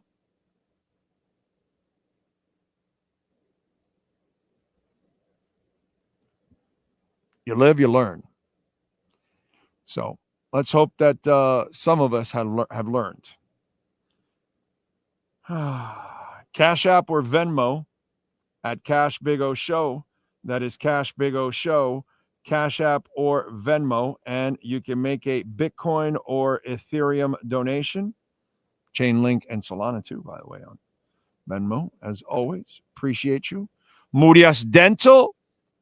If you're looking to keep it clean and get that smile back, and what I love about Murias Dental, not only is it a family-oriented place and business, 2 locations. The brothers run each one. Father, of course, is the boss. He's the godfather. He oversees it all. Okay. And Father Murias, by the way, is an inventor of what's it called? Products that they use in dentistry and techniques that they use in dentistry. This man is legendary in the business. Go to Murias Dental, Dade and Broward counties. In Dade, 305-821-0231. In Plantation and Broward, 954-692-6825. State of the art. Okay? They do it all: Invisaligns, dental implants, preventive care, cosmetic surgery. And like I tell you all the time, you go get like a filling, you'll get it done right away, painless, all of that. I always deal with Eric all the time, and I'm telling you, man, they are amazing. My wife goes there, my daughter goes there, my mother-in-law goes there, the entire family. I would suggest for your entire family to go there. You're going to love it. But like, let's say you're getting like a crown, and you know how they take the measurements, and then you got to come back a couple of weeks later because they got to send it out. Not at Murias Dental. No, dude, they take the measurements, and as they're taking the measurements, the computer's sending it over to the other room where the machine starts creating the tooth right there and then. Within 10 or 15 minutes, you have the tooth. And you're walking out with the crown that same day. So you don't have to come back and waste your time because, you know, your time is precious. So please reach out to Murias Dental, Murias.dental on Instagram. Sign up, and you'll be eligible for prizes and giveaways. MuriasDental.com. Check it out. Tell them that Big O sent you. Anthony Kyle Campos, thank you for the love in the super chat. 1,000 McDaniel Gase Philbins versus 1 Gorilla W. Gorilla definitely wins. Gase wants to keep his distance. Philbin will be worried too much about picking up papers, and McDaniel will be stumped by 1 toe from the Gorilla. So, yeah, no, it's not going to happen. Not going to happen. Now, the better question is 100 Gorillas or 1 Chuck Norris? See? We all know it's Chuck Norris. I mean, give me a break, dude. Chuck is the man.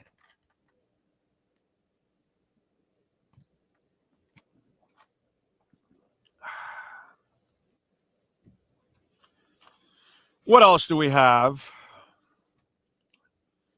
I came up with a couple of Dolphin rants that I didn't even know we were going to do today. I still have my Dolphin rant waiting. Maybe I'll save it for tomorrow.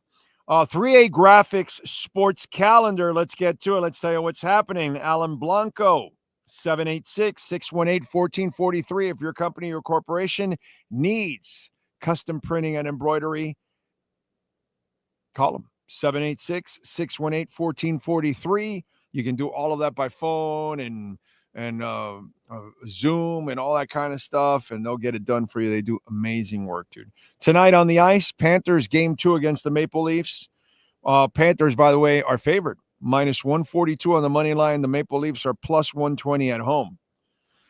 Vegas is respecting the Panthers and that third period. The Pacers, what an amazing finish, amazing comeback to beat the Cavs 120-119. Indy wins both games in Cleveland 2-0. Halliburton with an amazing finish, purposely missing that second free throw, only to get the rebound and nail a huge 3 to give them the win by 1 point. Amazing. Miles Turner, Aaron Nesmith also added 23 points. Halliburton added 19. Donovan Mitchell had 48 points, 9 assists, 4 steals, 5 rebounds in a loss. Strus, former Heater, had 23 and 8. Crazy stuff. Pacers leading 2-0. The Warriors, they lose Steph Curry in the second quarter, and they shot lights out. Meanwhile, the T-Wolves, They shot 17% from three-point range. They lost 99-88, so Golden State takes a 1-0 lead. We'll see what happens with Steph Curry moving on from here. I would expect the T-Wolves to take over this series and maybe even win the next 4. 20 points, 11 rebounds, 8 assists, 2 steals. And Buddy Hield added 24 points in the win. Tonight at 7 in the NBA, Knicks and Celtics. Celtics favored by 10.5. Over and under is 210.5, and the Knicks are leading 1-0 in this series. At 9:30, Nuggets leading 1-0 in the series against the Thunder. OKC's favored by 11 at home. Over and under is 229.5. Saturday, Inter Miami is hosting Minnesota. I'm sorry, Inter Miami is visiting Minnesota, and the game time will be at 4:30. And we have a trade in the NFL. Steelers send George Pickens to the Cowboys for a 3rd-round pick in 26 and a 5th-round pick in 27. The boys will get Pickens and a 6th-round pick in 2027. He has 1 year left on his contract at $3.6 million. That is your 3A Graphics sports calendar. All right. I agree, Juan. Chuck Norris in a half hour. In half an hour, easy. Yeah. I think he wipes out the Gorillas in a half hour. Easy.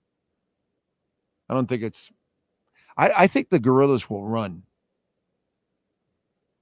I think they will do anything to stay away from Chuck Norris. Yeah. Yeah. So I'm with you there. I don't even... I may not even take 30 minutes. It might take 3 seconds. They look at it and go, oh, we're out of here. It's Chuck. We're gone. So, let's see. Why didn't the Cowboys trade for Tyreek? Because they can't. $3.6 million and $36 million. Yeah, there's a little bit of a difference there. Just a little bit of a difference.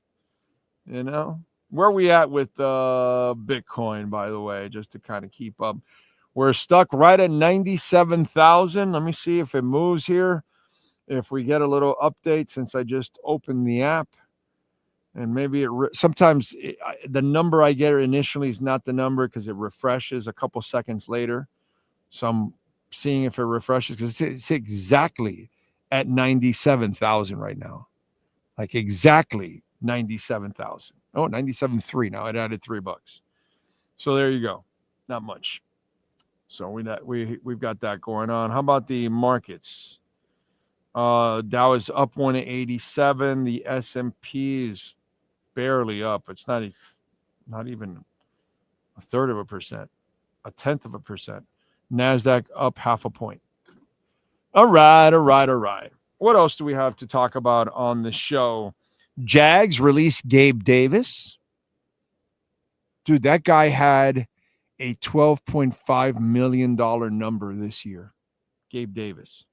He signed last year a contract with the Jags with $24 million guaranteed, and he caught 20 balls last year, and they're releasing him.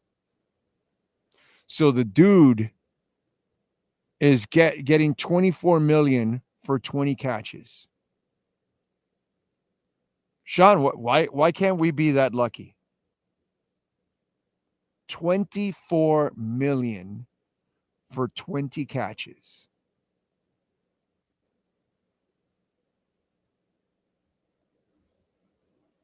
Holy shit, dude. That is okay. Wow. That's one I don't get. Don't forget to smash the hell out of the like button. Let's go. Get us over 100. Okay? If I'm going to do my Dolphin rant, I need over 100 likes right now. There's 97 people watching and 61 likes. Okay? So you get us to 100, which I know easily because we've had people come in and out. So there's a bunch of you that haven't hit the like button. Get us to 100 so I can get to my next, my initial Dolphin rant. By the way, let's get to a little music. Let's see. What else do we have here? Let's start off with birthdays. Okay. Start off with birthdays. What musicians were born on this date? May 6th. Only 68. There's 90 watching. No, 66. Matt Helders, drummer for the Arctic Monkeys, born in 86. Who else? Phil Campbell, the great Phil Campbell. Guitars for Motorhead, born in 61. Phil Campbell and the Bastard Sons or something. Pretty good music, dude. His little solo band, pretty good. I've got the music, pretty good. Just in case if you're into it. Steve Digley for you punk folks out there, guitarist for the Buzzcocks, born in 55. Mick Gillette, brass player and member of Tower of Power. Prairie Prince, drummer with the Tubes, born in 1950. Jerry Nolan, drummer with the New York Dolls, born in 46. Bill Kreutzmann, drummer with the Grateful Dead, born in 46. Bill Danoff from the Starland Vocal Band. Sky rockets in flight, afternoon delight. Born in 46. Thelma Houston. Ooh, don't leave me this way. Oh, baby. My heart is full of love, and it's all for you. Thelma Houston, born in 46. Happy birthday to her. Let's see what else. Celebrating birthdays today.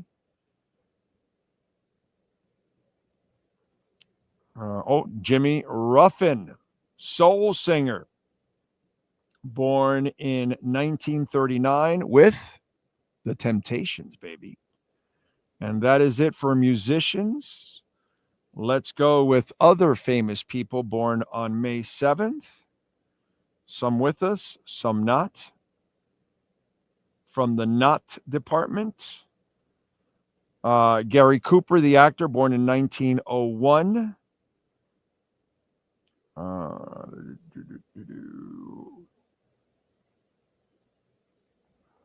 Tim Russert, the journalist, born in 50.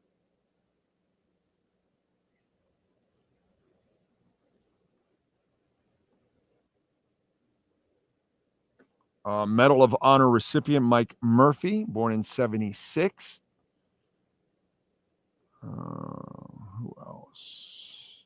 With us now, Adie Bryant, born in 87. She's 38.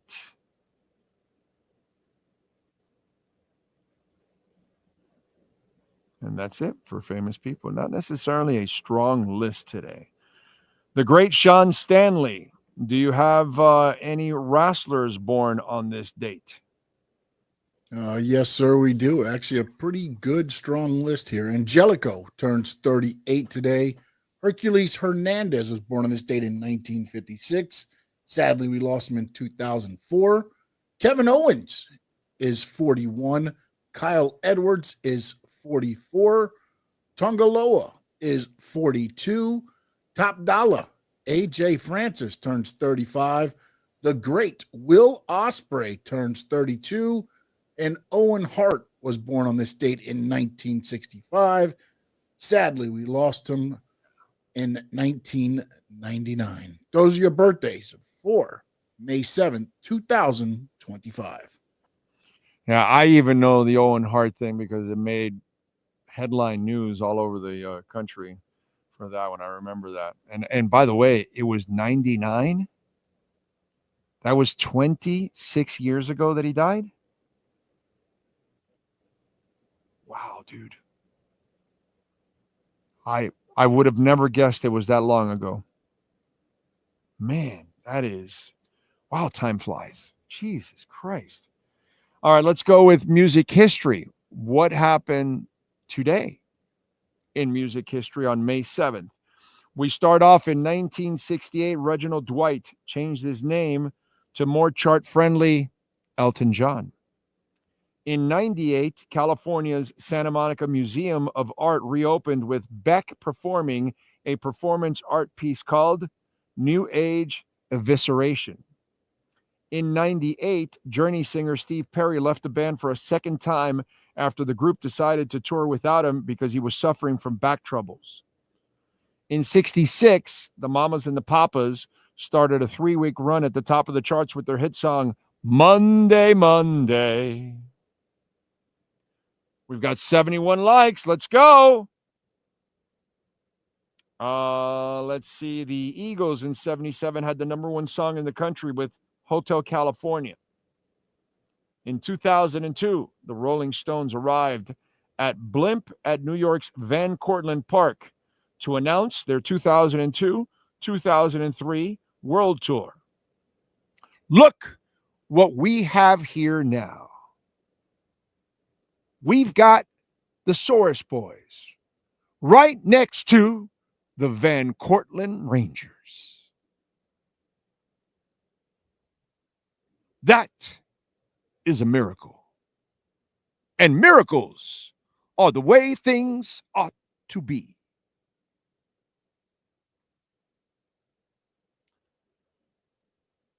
All right. Let's go with some music news. I told you Morrissey canceled this concert. If you didn't know, canceled this tour, postponed it. The 65-year-old singer has postponed a pair of concerts on his ongoing U.S. tour after being hospitalized with a severe sinusitis attack. The 65-year-old singer initially missed a May 1st show in San Diego and later postponed a gig in Rancho Mirage, California. I've been there. I've been to Rancho Mirage, California. Yes, I saw Patty Smythe there. Anyway, scheduled for May 3rd. As of now, the tour is slated to reconvene in Tucson, Arizona on Monday, May 5th. And Morrissey has already rescheduled the postponed dates in San Diego and Rancho Mirage, and he postponed our Hollywood one too. Okay? So, there you go. Hopefully he will get better. And the Hollywood date is now May 17th. So it's next month. Okay. By the way, what is May 17th? Because that was a Saturday that we were having the concert. What is May 17th now? Oh, it's a Saturday. I like it. All right. Hey, yo. Good. Jess. You said May 17th is next month. That's in 10 days. I'm sorry. June 17th. Okay. My bad. So anyway, so we'll see. Unfortunately. So hopefully he resets everything for all of us, and we're good to go. What else do we have? I'm still waiting for Donovan Mitchell to pick on anyone from the Pacers. The dude scored, a shit ton of points. I can't blame Spider for the loss yesterday. You know what I mean? Other guys have to do their jobs too, man. It's that guy put up a ton of points last night. What was it? 45 or something? 48? Where was it? Here it is. Mitchell had 33 points. No, that was the first game. And then this game, he had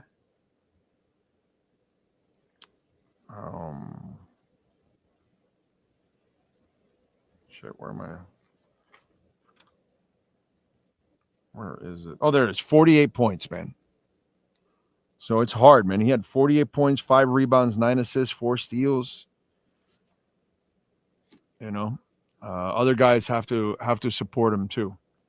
I don't know how many more big shots does that guy have to make. Other guys have to do their job. But you got to give the Pacers a lot of credit, dude. They have played tough. They have played balanced. That's the other thing. Their attack is very balanced, whereas it's very heavy on one end for the Cavs. They need to have a little bit more balance. Other guys have to come through for them. And they got to play a little better defense too. but tough on that one. He has done his job overall. Brett says Starland vocal band, perfect example of a one-hit wonder. Yes, sir. Yes, sir. Funny part is I think both pairs were married and both pairs divorced. I think that's how it went, because it was 2 women, 2 guys, and both pairs were married. And I think they both ended up getting divorced. Something like that. Hey, man, listen. You know what I say about one-hit wonders? They're one hit better than you and me. That's for damn sure. So, it's not the worst thing in the world to have a one-hit wonder. It's pretty cool. Yeah, it took the Cubs 101 years to win a championship, and the Red Sox too, on top of all of that. And it was one guy that solved everything, which is absolutely insane. Man, we only got to 71 likes. Sad. Sad. Sad, sad, sad. That's a shame. That really is an absolute shame. I thought you guys would come through, unfortunately. Like I said, there's a lot of people out there that are just ungrateful. It is what it is. That's kind of the way it goes. Anyway, let me see if there's any headlines. Anything breaking? Alan Lazard is in play for the Steelers. Oh, because of the whole Aaron Rodgers thing. That's the headline in Pro Football Talk now. Alan Lazard in play for the Steelers. Let's do simple math. Well, if who's out there available, and if they do sign him, do they bring in Lazard now for him? And it's like, is that the guy you really want? Is that really going to take the Steelers over the top? Aaron Rodgers and Alan Lazard? Yeah, I think what that's going to do is put all the Steeler fans in a dark room, is what's going to happen. That's what's going to happen. It's going to put them in a dark room. I love it. The Dolphins are in a very interesting position with Jalen Ramsey. And they're in a position they don't want to be in because they don't want to trade him. They have no interest in trading him whatsoever because they are going to take a cap hit.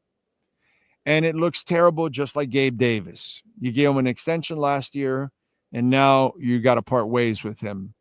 It's just a bad look, unfortunately, right? Nobody can argue that. But we all know what the problems are, okay? The problem is Mike McDaniel. And the lesson that we've got to learn, okay, whether it's the Miami Dolphins, whether it's any NFL team, media, fans, all of us, okay, if you have a soft coach, you cannot bring in strong character players. Can he control Tyreek? Can anybody really control Tyreek? No, but he certainly can't. And he certainly doesn't have Tyreek's respect. I can tell you that for a fact. Does Jalen Ramsey respect him? No. And he's a strong-willed character. And this is why they're going to have to move him, because he'll be very Jimmy Butler-esque during the season. And Spo is a tough dude. Spo knows how to handle all of this. He's been through Bumpgate. He's been through everything, dude. He knows how to handle, navigate himself, and always rise above it, and always look like the better option than any of that stuff that's gone awry. Okay? You always look at Spo like he's usually, not perfect, but usually in the right. Not Mike McDaniel. And that's one of their problems too, is that you bring in strong-willed players, they're going to have an opinion about what you're doing. They're not going to sit there and say, oh, okay, coach, no, we'll do it. Yes, sir. Yes, coach. If they don't think it's going to work, they're going to tell you it's not going to work. And then when it doesn't work, then they're going to actually bring it out again and make it even worse for you. lesson, guys like Jalen Ramsey, if you're going to bring in a Tyreek Hill, if you're going to bring in strong-willed character players or questionable characters like Tyreek, because Jalen is not a bad dude. He doesn't do stupid things off the field like Tyreek does. Tyreek is an idiot in every way possible. Jalen Ramsey is not a bad dude off the field at all. But in the locker room, on the field, he could be a problem if he's not getting his way or if he thinks things aren't being done the right way. And that's what's going on here, unfortunately. And so when you have certain players, some of them aren't going to jive with this guy. And that's a lesson that we've got to learn, all of us. When they're hiring the next coach, we got to see what kind of character this guy has or woman. Can they handle tough character people? Where are they coming from? Did they handle tough character people where they were at? How did they handle those situations? Were they as good as Mike Tomlin and Eric Spoelstra at it? No? Oh, then you got the wrong guy. You need to find the right guy. This is another reason why Mike McDaniel is the wrong guy. He proves it all the time. He wasn't ready to be a head coach. I don't even think he was ever going to be built to be a head coach.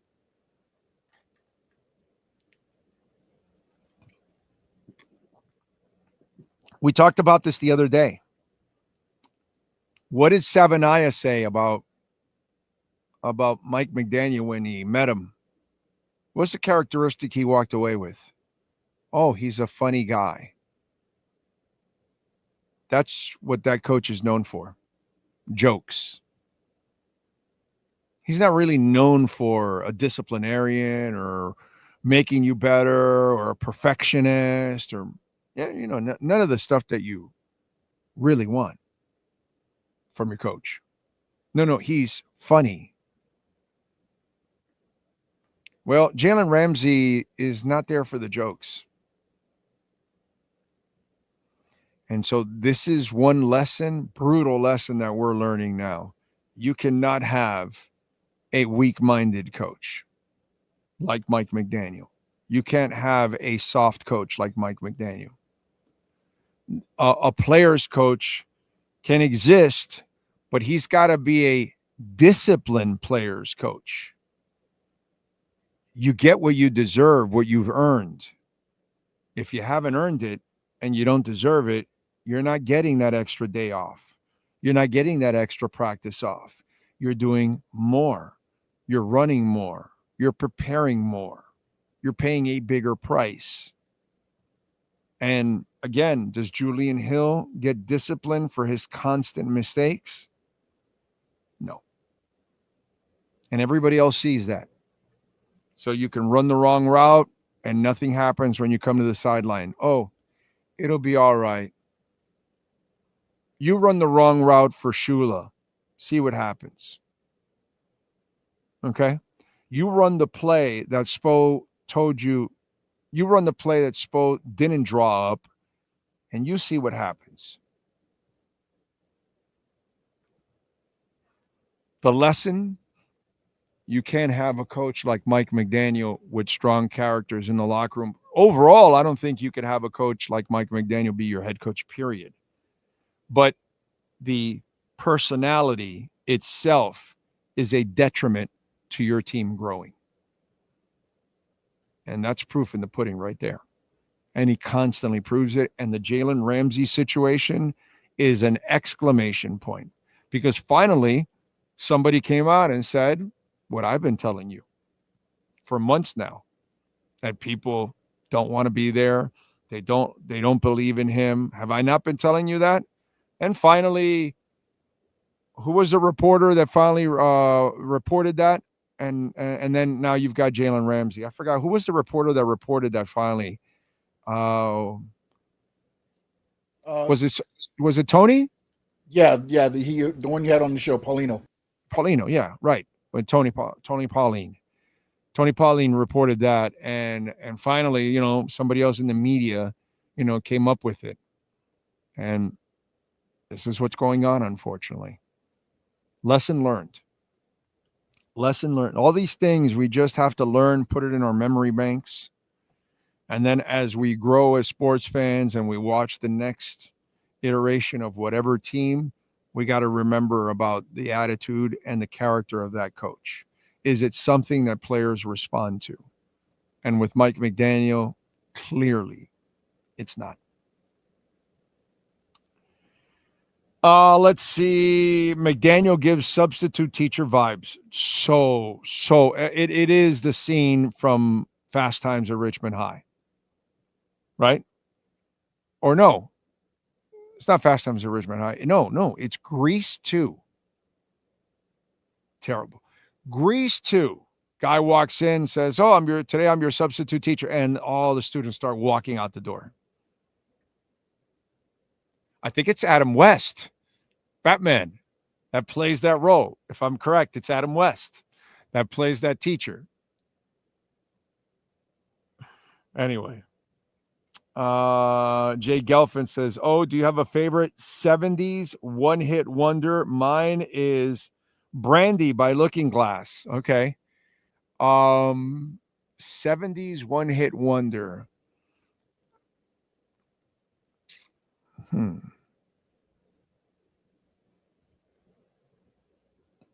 Everybody want kung fu fighting. Ha! I don't know. Maybe that. I don't know. I'm trying to think of fun, something that I would love as a one-hit wonder. Kung fu fighting would be one. God.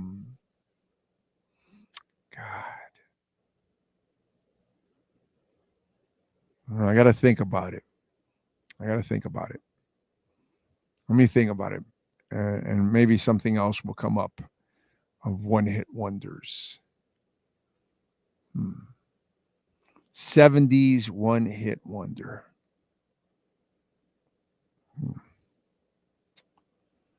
I don't know. Chuck Norris doesn't do push-ups. He pushes the ground down. That's right. Pushes the world down. That's what he does. The Miami Dolphins are a train wreck. Yes, they are, simply put. Mossy. Simply put, the Miami Dolphins are a train wreck. They have been for 40 years, unfortunately. Yeah. I think if the guys nail the head coach from the get-go, we're in a much better place. Because there's a lot of talent that has come through, man. That's why I'm torn with all of this, because I think personnel-wise, it's not as bad as people make it out to be. I really don't. I like Chris Greer and Marvin Allen and Reggie McKenzie. He's no longer here, but I think all three are terrific, and just shit hasn't gone our way, man, like always. It just sucks, dude. It just sucks. It's the way it goes. What can I tell you, ladies and gentlemen? What can I tell you? Next week, by the way, we're going to be at Subaru of Pembroke Pines. No, I'm sorry. No, in a couple weeks, we'll be at Toyota of Hollywood. That's what it is. I'm sorry. Toyota of Hollywood next week. Next Wednesday, we'll be at Toyota of Hollywood. It's the final Wednesday of the month that we're at Subaru. I get my dealerships mixed up. The Craig Zinn family is huge. Official #1 volume Toyota dealership in the Southeast United States. So come on out and check it out. The 4Runner, the Camry, the Corolla, the Prius. Their new Prius is so sweet, dude. Man, that is a beautiful vehicle. It used to be kind of boxy and kind of geeky, you know what I mean? But you always got the car because it was super reliable. It was amazing and efficient as hell. Well, now it's all the same. Still efficient as hell.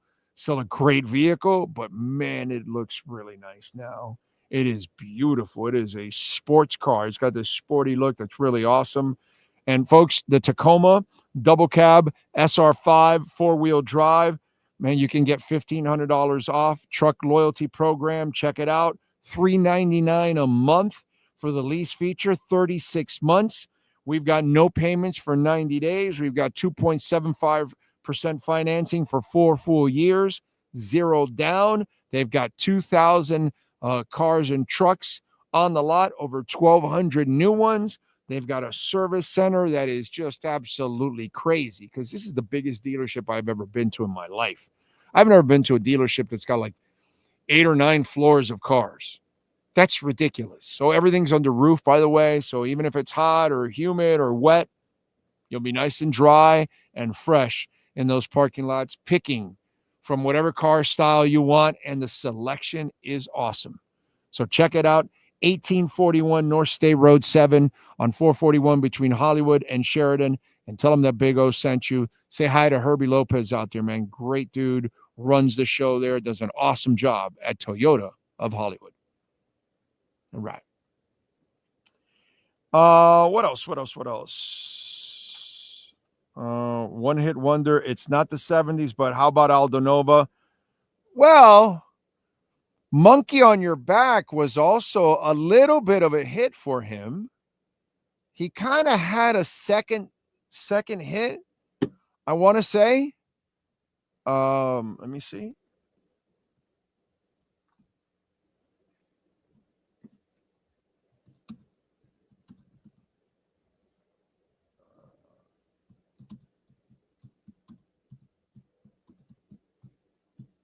I don't know how high it climbed the charts.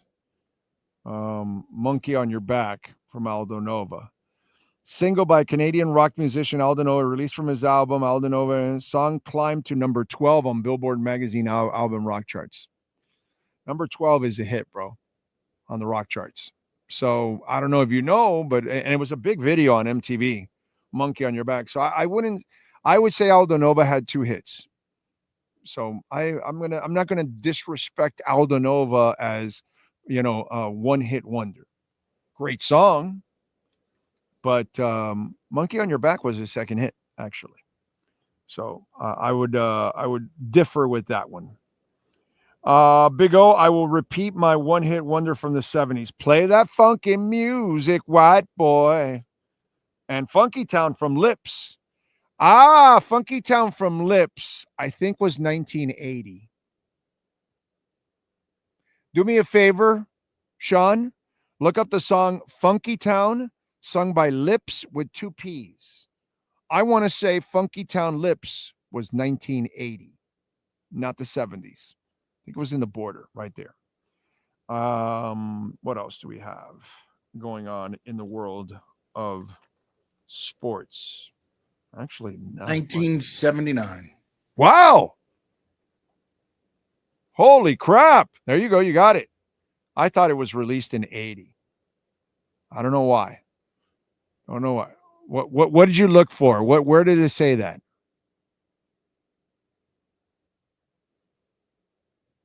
On this new invention thing called the internet. Yeah, no. It says Funky Town Lips. And then it's got a YouTube video, and it says released 1979. Album Mouth to Mouth. YouTube?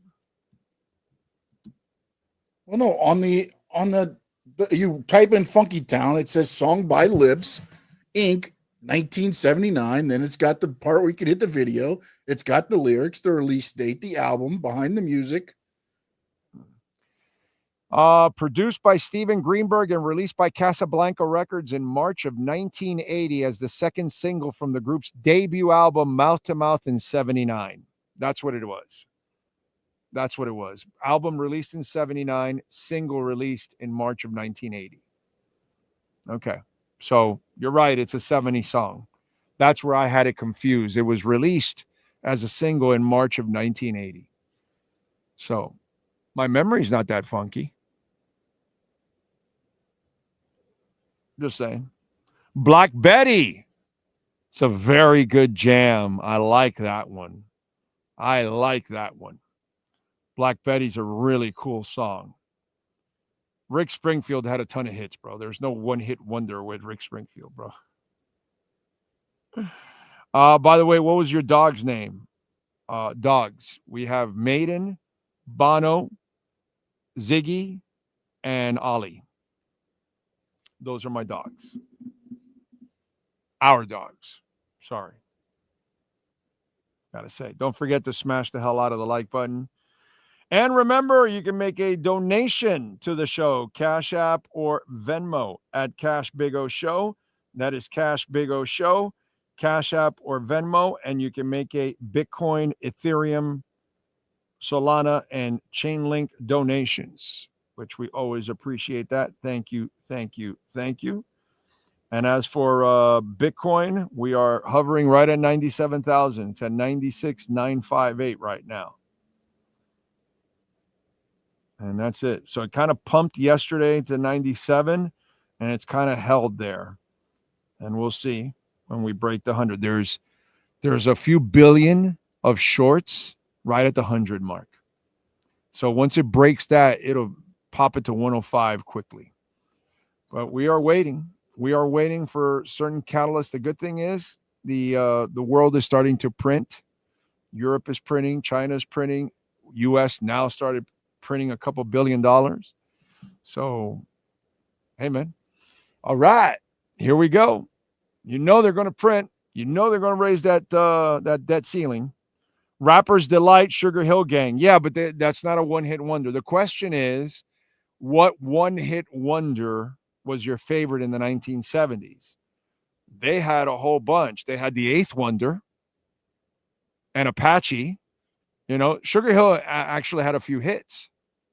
So, no. It's got to be a one-hit wonder from the 70s.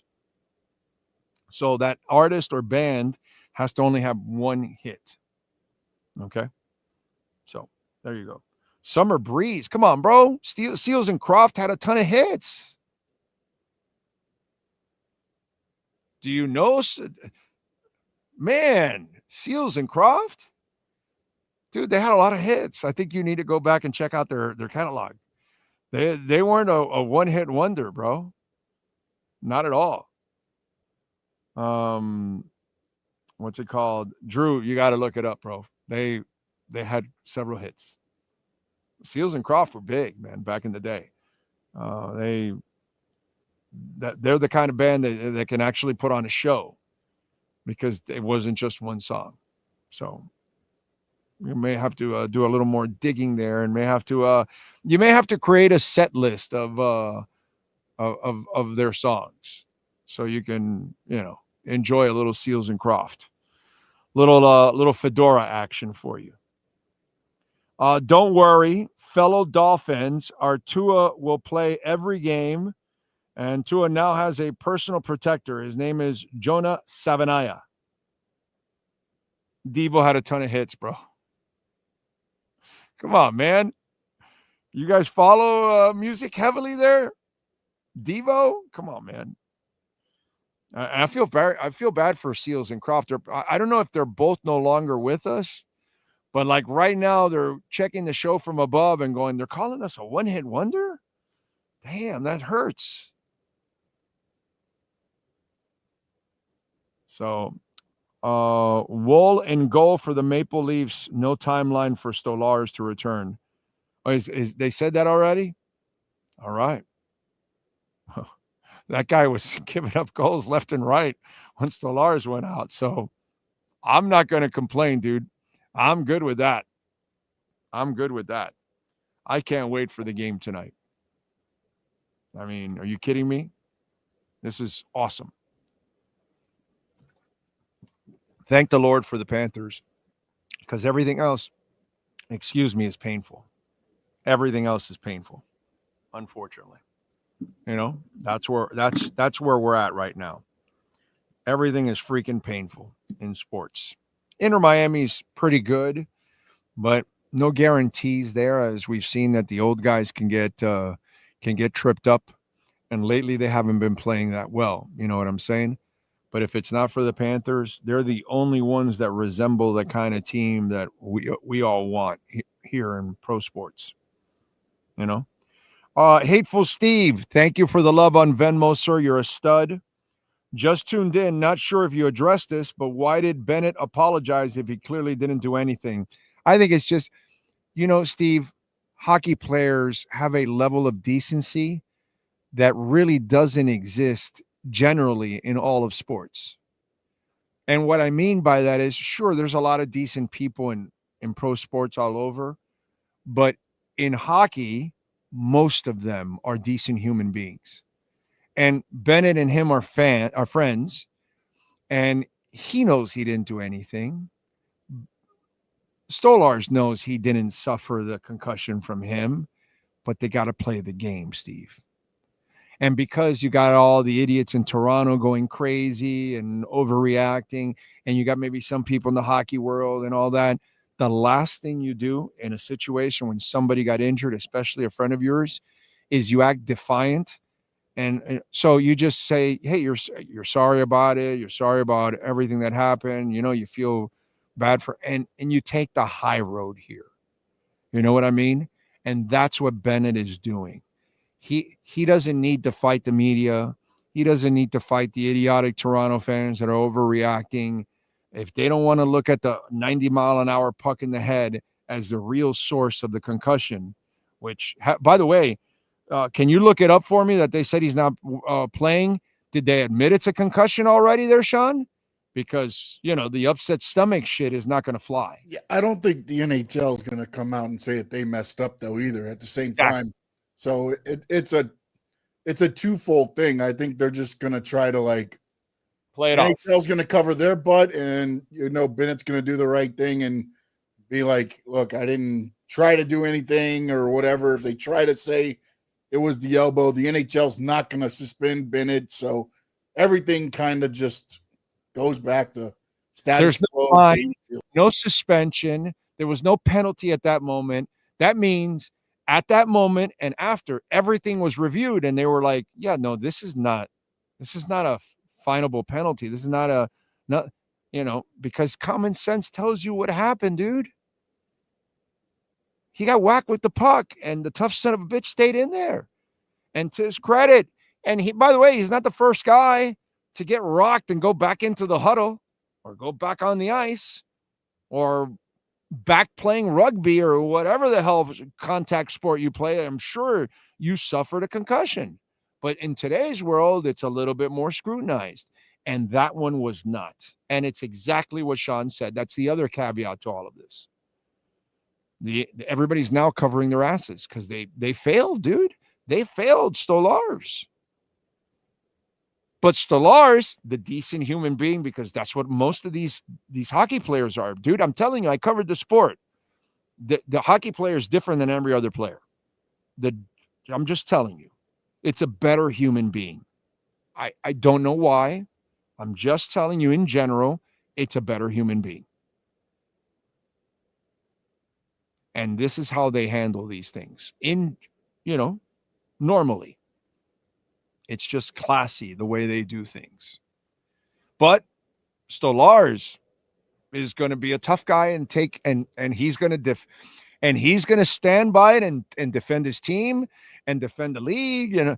It's just like there's a brotherhood in hockey that does not exist in any other sport, dude. It just doesn't exist. Just doesn't exist. And you're watching the brotherhood work there from the corporate to the team to the player level. Because there was failure. You and I know it. But nobody's opening themselves up for anything. And Stolarz, who wanted to stay in the game, is not pointing fingers because he's an enabler to his own demise. Today, players are more than welcome to say, oh, dude, I don't feel well. And they can skate, walk, or jog off the field, pitch, ice, whatever. And none of us say anything because, hey, dude, the guy's hurt. And I'm certainly not going to tell you anything for a concussion after what I've been through and going through right now. Yeah. So, it. Corso, thank you, sir. Says Paco, keep on trying. Thank you. We will keep trying. We will keep plugging away, my man. Appreciate you.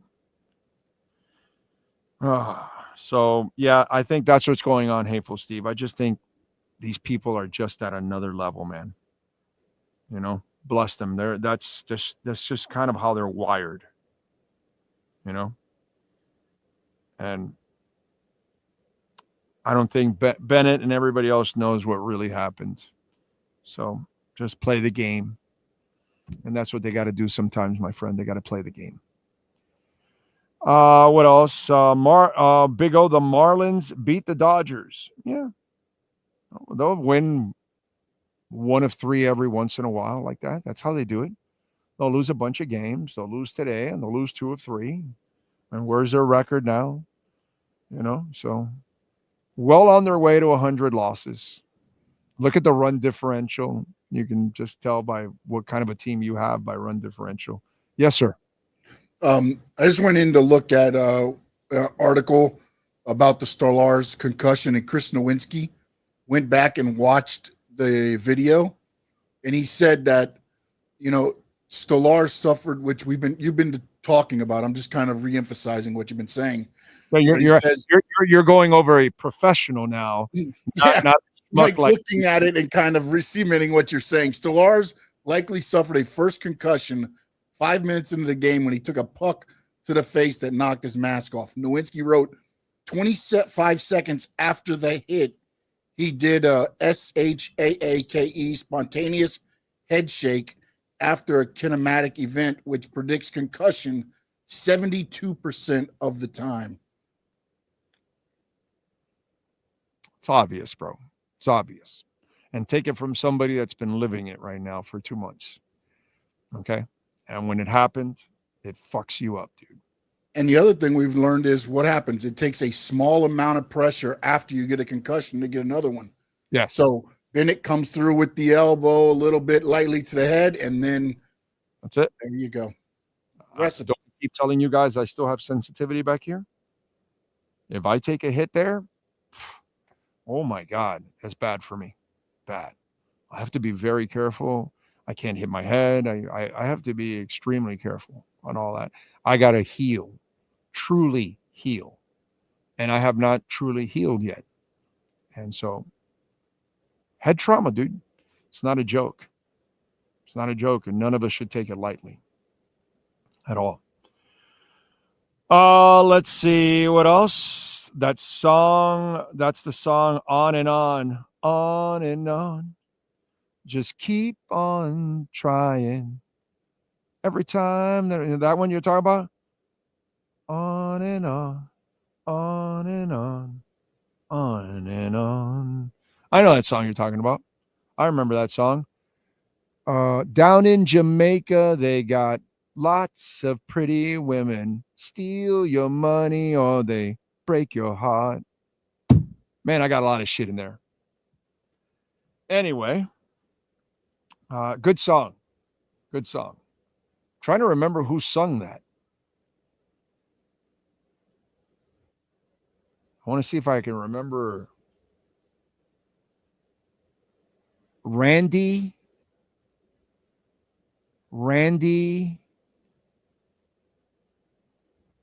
with something.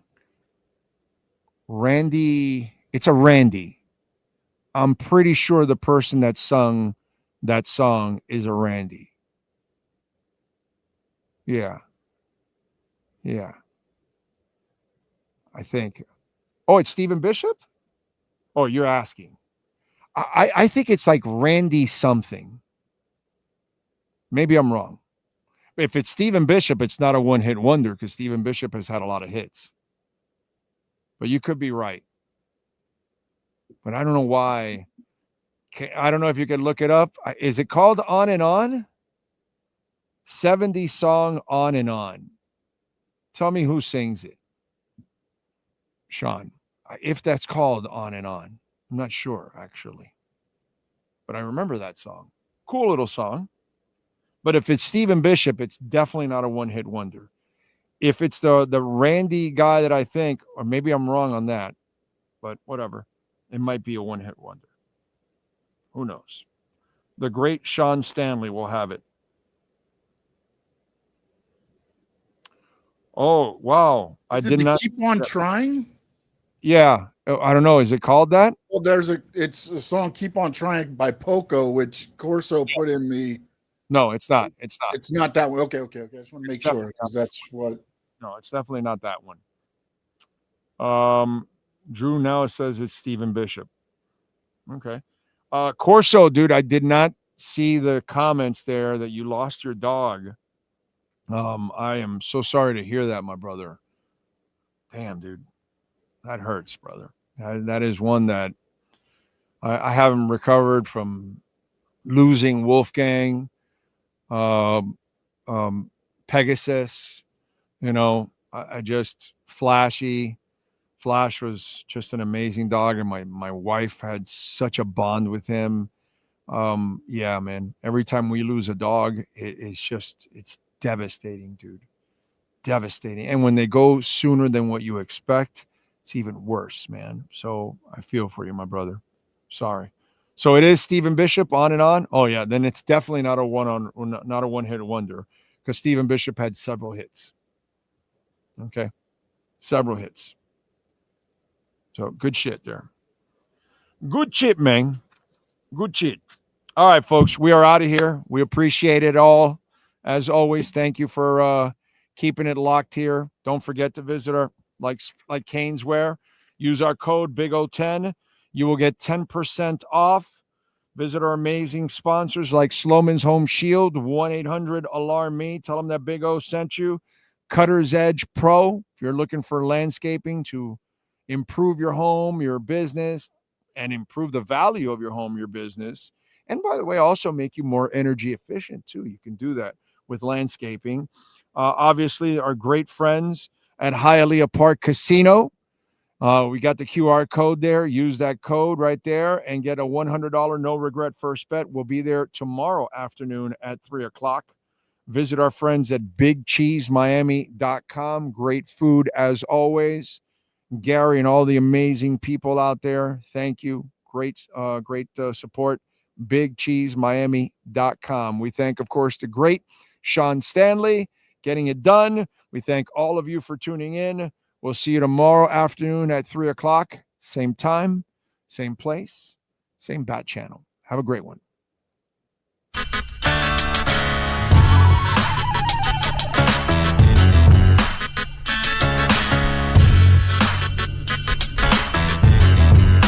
This is the Big O Show. This is the Big O Show.